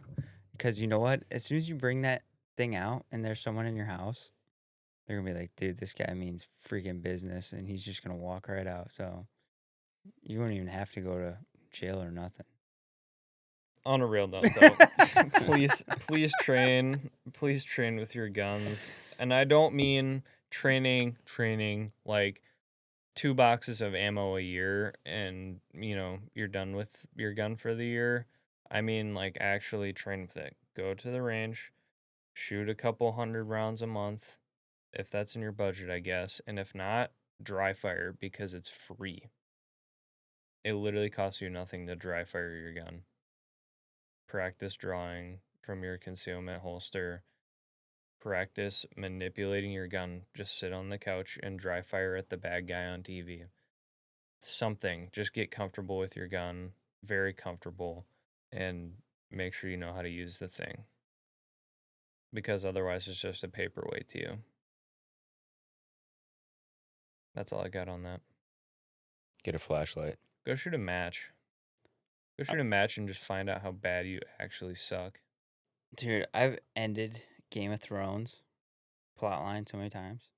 Dry firing in the living room. Joffrey's got caps so many times. I've never seen any of it. All right. Alrighty. That's it. We'll end it there. Thanks for watching Culture Warfare Podcast. We appreciate you hanging around for this roller coaster. Yeah. If you're still watching, sorry. God bless you. Yeah. You're a trooper. We love you. Thanks for watching. Follow us on all the socials. Culture Warfare is, got a couple posts up on Instagram. Facebook, we got a couple posts up, right? Mm-hmm. Follow us YouTube, subscribe, hit the notification bell. It really helps us out getting the algorithms. Hopefully by now that we have a Patreon up by the time this episode comes out. Because, if we're going to keep doing this, we're going to need to start getting some funds in at some point here. And, yeah. So, appreciate you guys hanging around. We'll catch you all on the next one. Later. Are you ready? Mm-hmm. Ah!